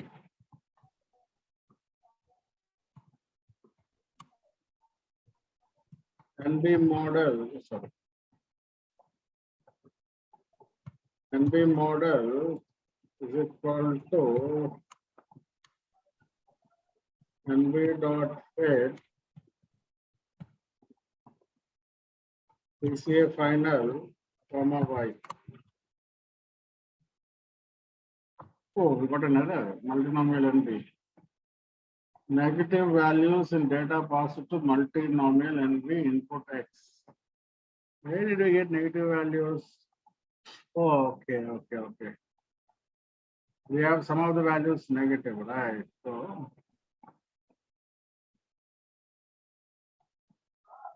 some of the sensor readings are negative. Okay.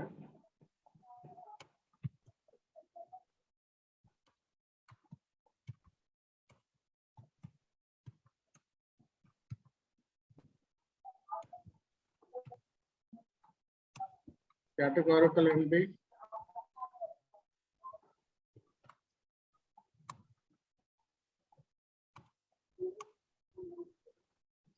Oh, we can't put NB here. Negative values. Because our sum of our sensor data is negative. So we can't do NIBAS. Because NIBAS is a probabilistic model, it will not take negative values. So let us say SVM import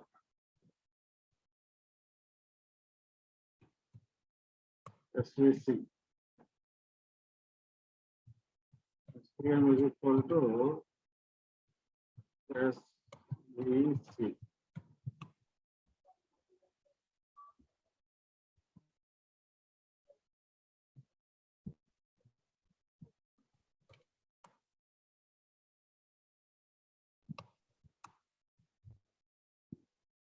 SVM model is equal to SCG dot fit PCA final comma y. What is happening? Oh, sorry, SVM dot fit.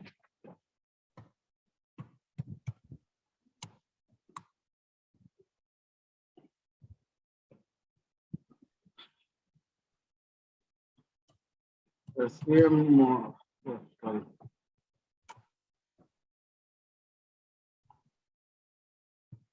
SVM model dot score PCA final comma y.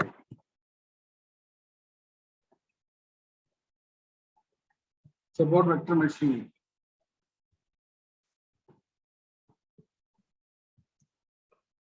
$98.76.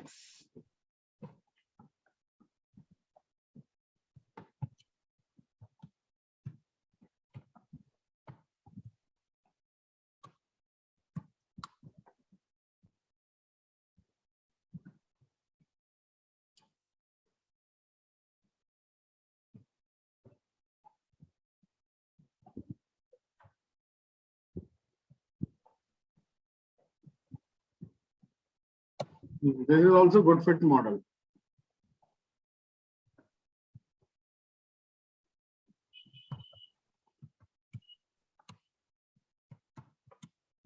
$93.58. This is also good.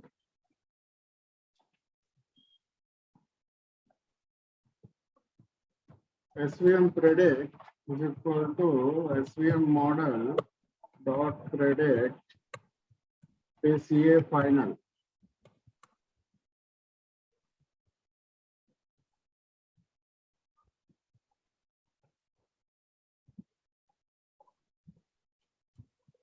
When the classification report y comma SVM predict. Good one only, not much of a problem. So after logistic regression, support vector machine is also doing very well. SVM is doing well.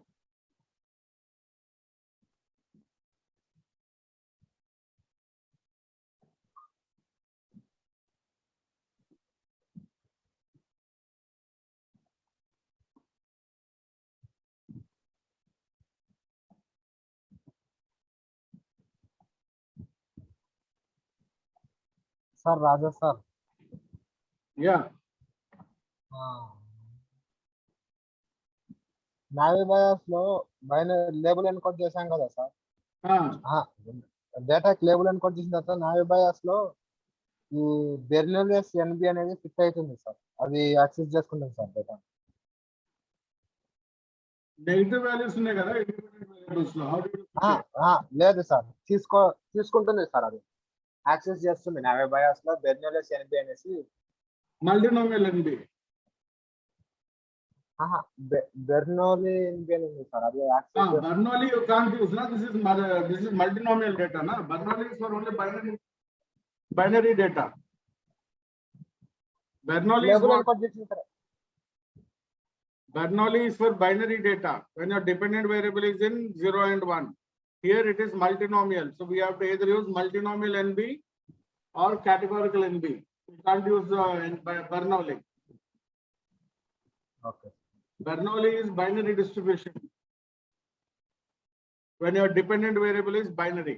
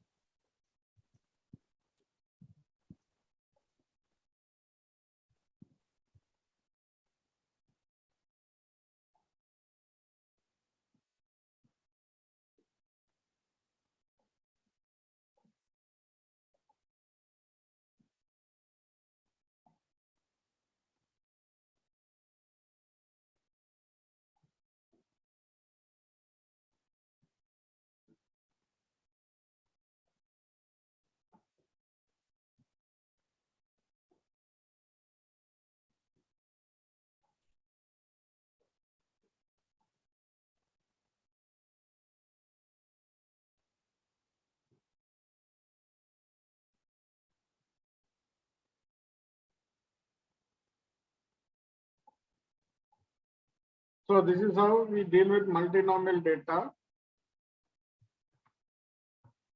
classification models.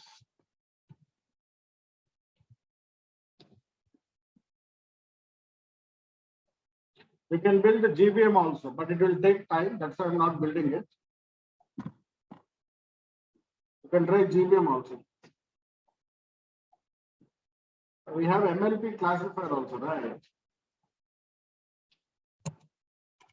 From sklearn dot neural networks import MLP classifier. NN is equal to MLP classifier hidden underscore layer underscore sizes 100, 50, 25, activation is equal to multinomial activation is what?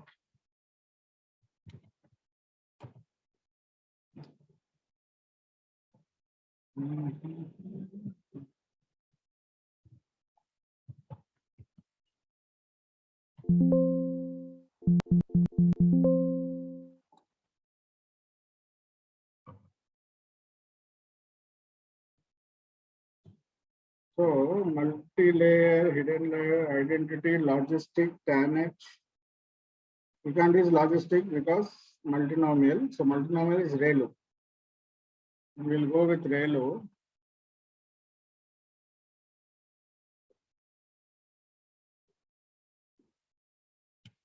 Softmax is not there here.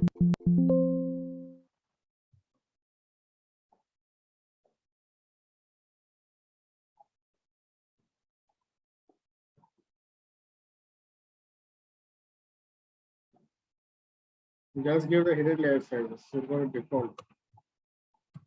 And then model is equal to nn.fit PCA final, comma y.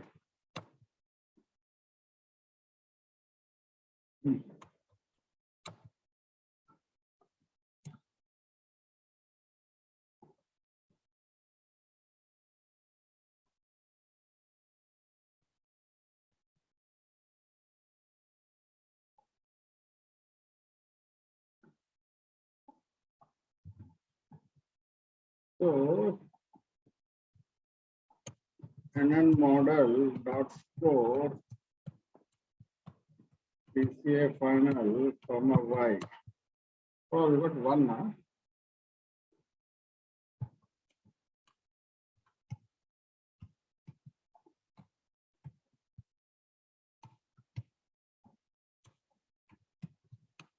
Let's see cross validation.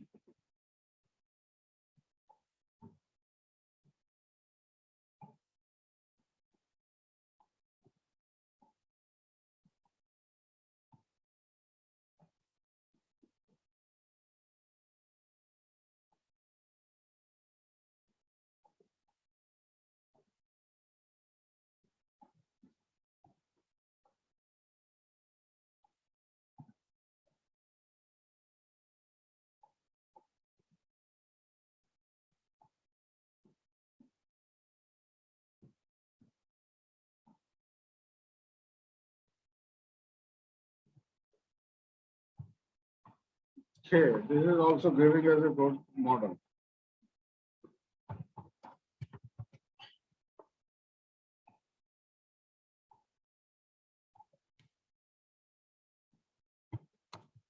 (93.22). Good one. Neural networks, MLP classifier. 3 layers with 100 neurons, 50 neurons, and 25 neurons.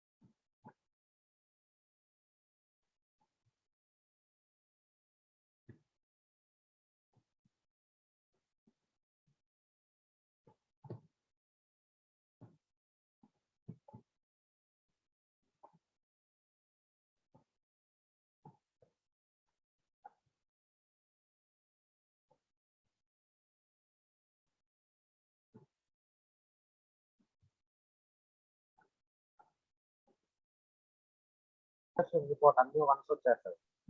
Huh? Classification report మొత్తం అన్ని ones వచ్చాయి sir. Response score 1, 2.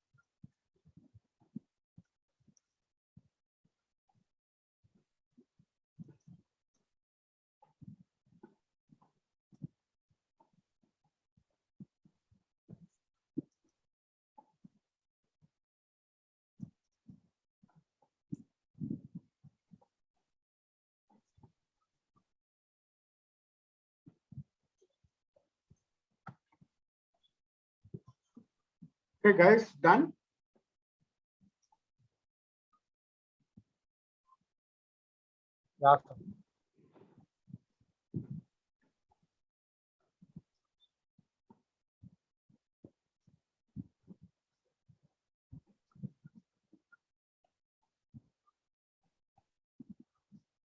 Sir వినబడుతుందా sir?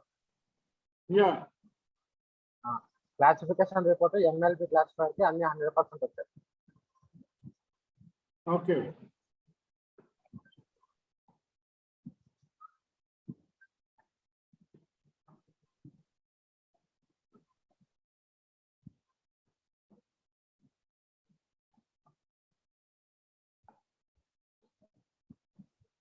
Okay, we'll stop it here and we'll continue in the next session. All right? Yes, sir. Sir, can we plot ROC curve on this data, sir? Yes, yes. All data points you can cover. So once can you plot the ROC curve? From sklearn dot matrix plot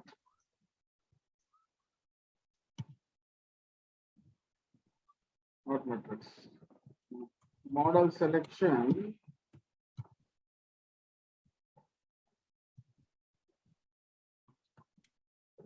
how can I forget ROC curve? Metrics sir. Plot ROC curve. Import plot ROC.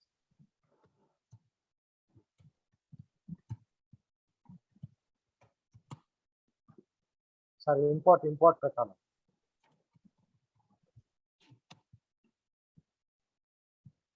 So plot underscore ROC underscore curve logic comma PCA final comma y.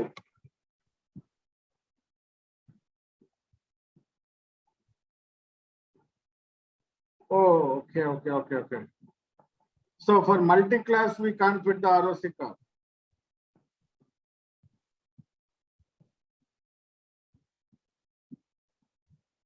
So for multi-class, we can't fit No. ROC. One second.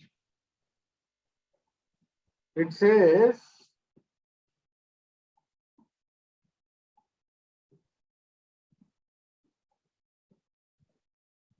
deprecated.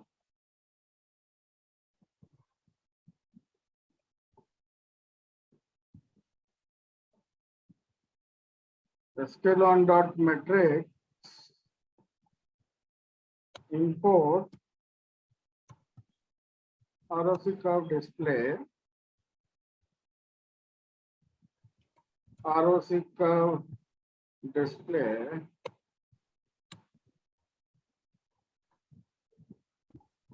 oh.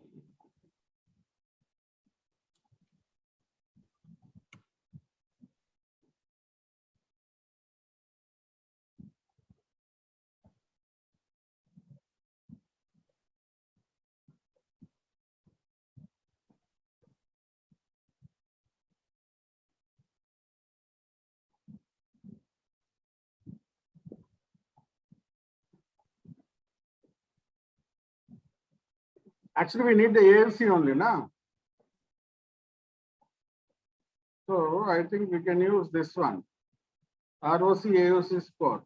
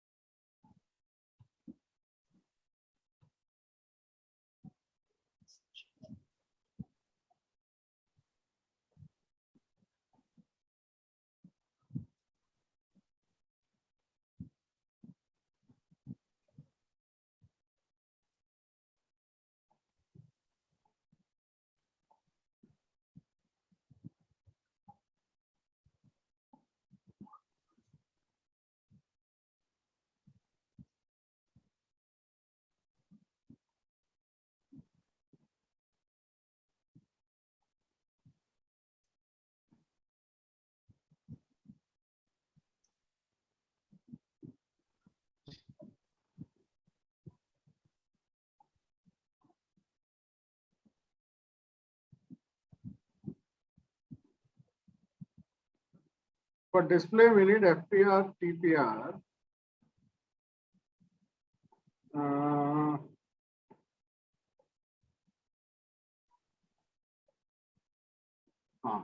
We have this one. ROC curve dot display from estimator.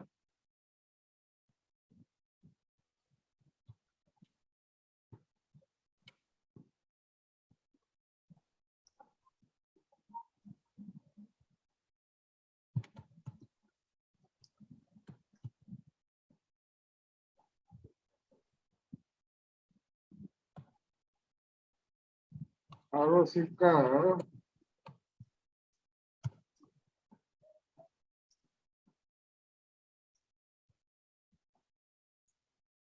display dot from underscore estimator.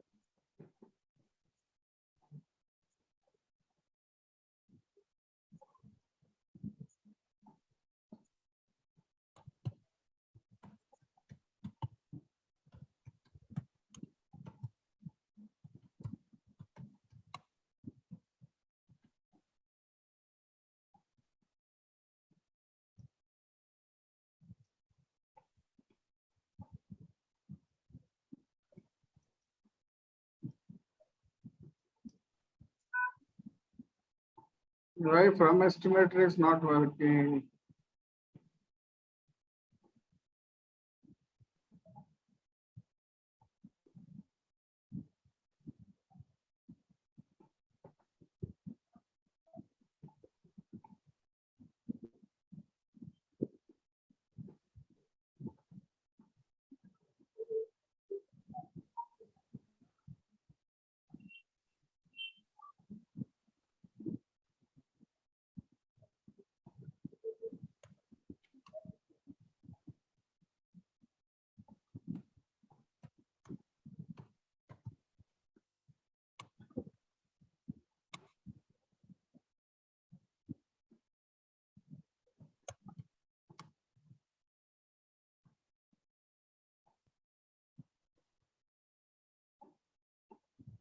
From predictions.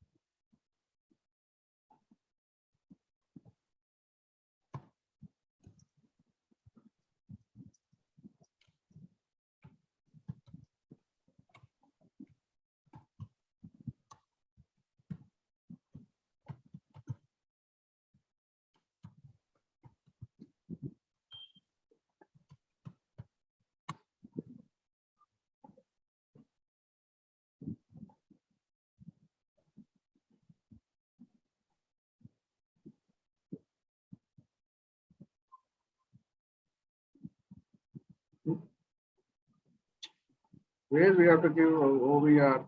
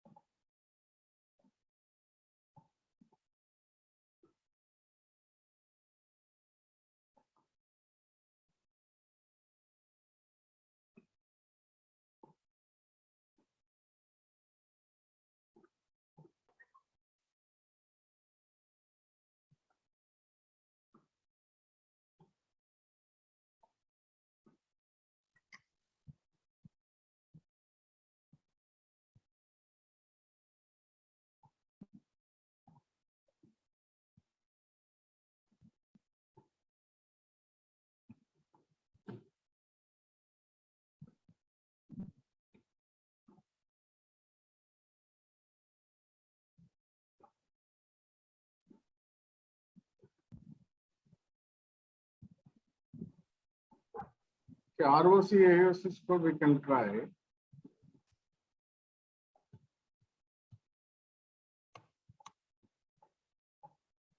Basically, we want ROC AOC score only.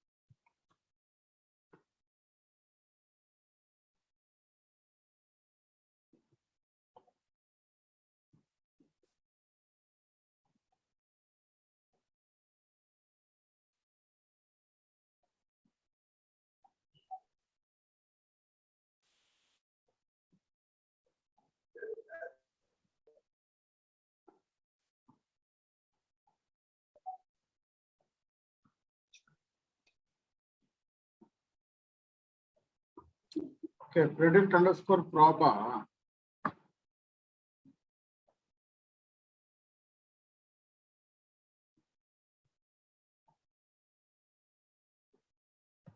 Right, comma, logic predict. Okay. Logic model dot predict underscore proba of PCA final. So AUC is this area under the cover for logistic regression is 99.96. So ROC AOC score y comma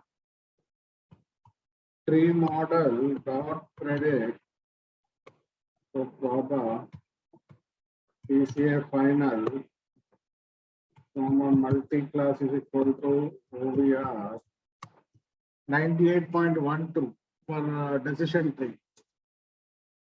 See, we plot the ROC curve to get the AOC, right? So we are getting the AOC score directly here. In the plot also we look for the AOC only. So you can get the AOC here.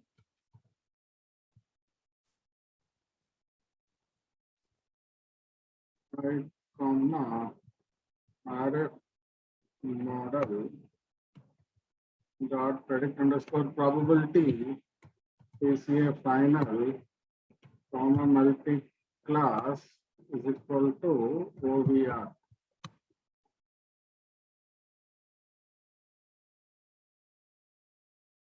AOC of 1 for a random forest.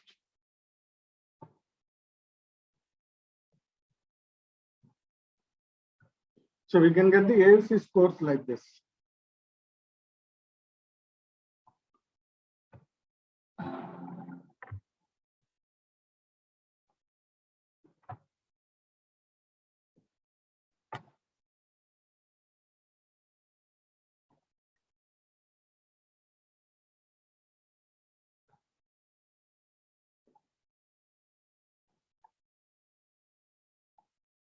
Predict and underscore proba means we are predicting the probability scores. Predict will give you the class. Predict underscore proba will give you probability scores.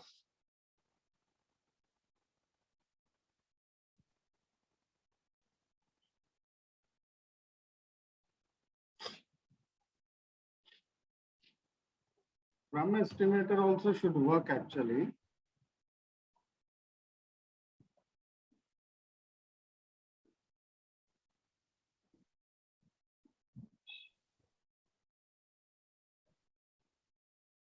Do you use Repto? What's your Repto code? You will get offer.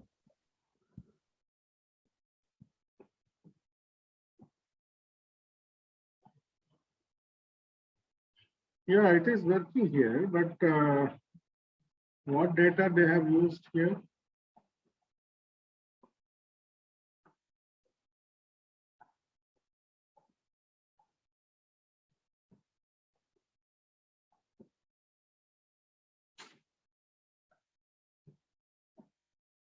It is working for you guys.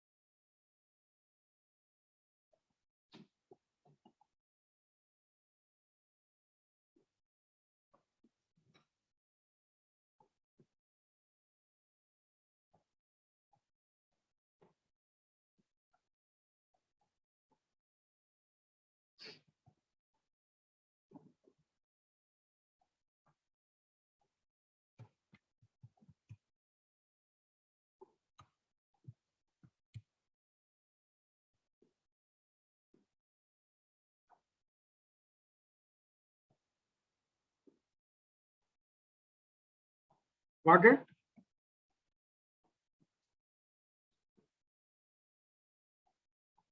Nazia, you asked for the AOC, huh? Or is it Misna?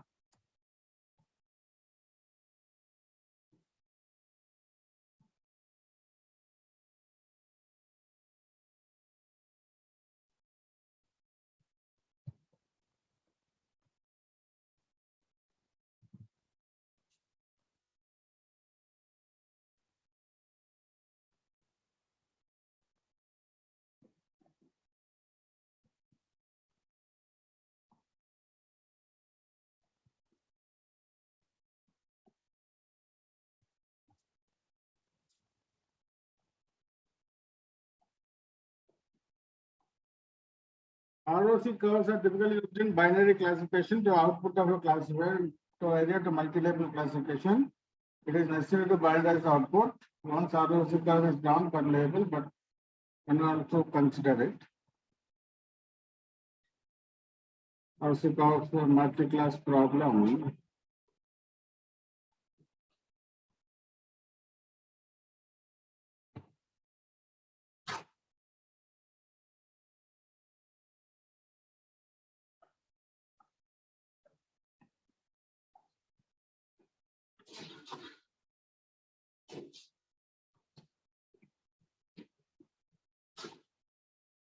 Okay, I think we can only do AOC, ROC. We can't plot the curve. Okay. Okay, sir.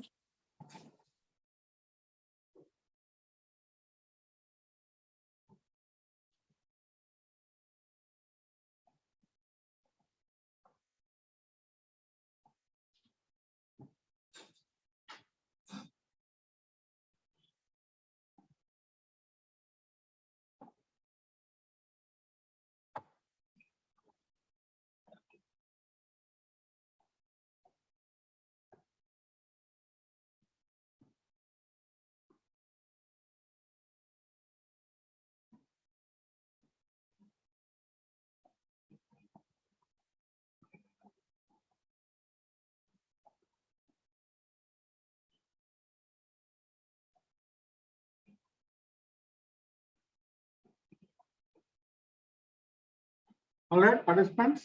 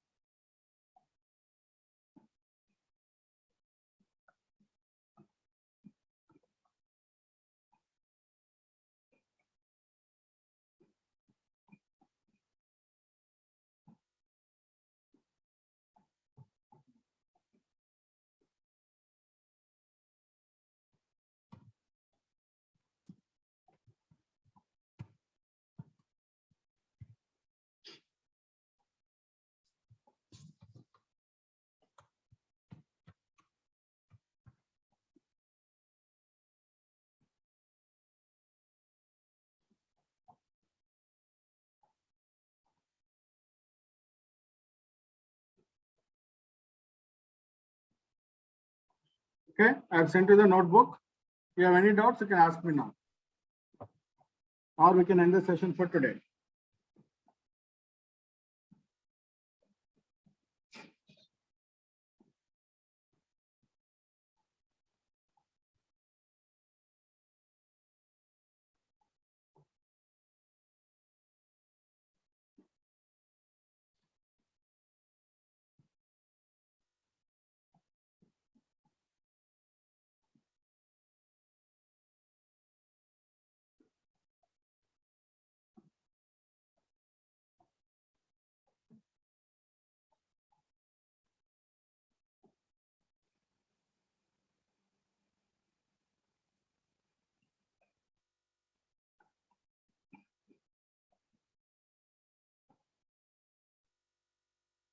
All right, participants, shall we end the session for today?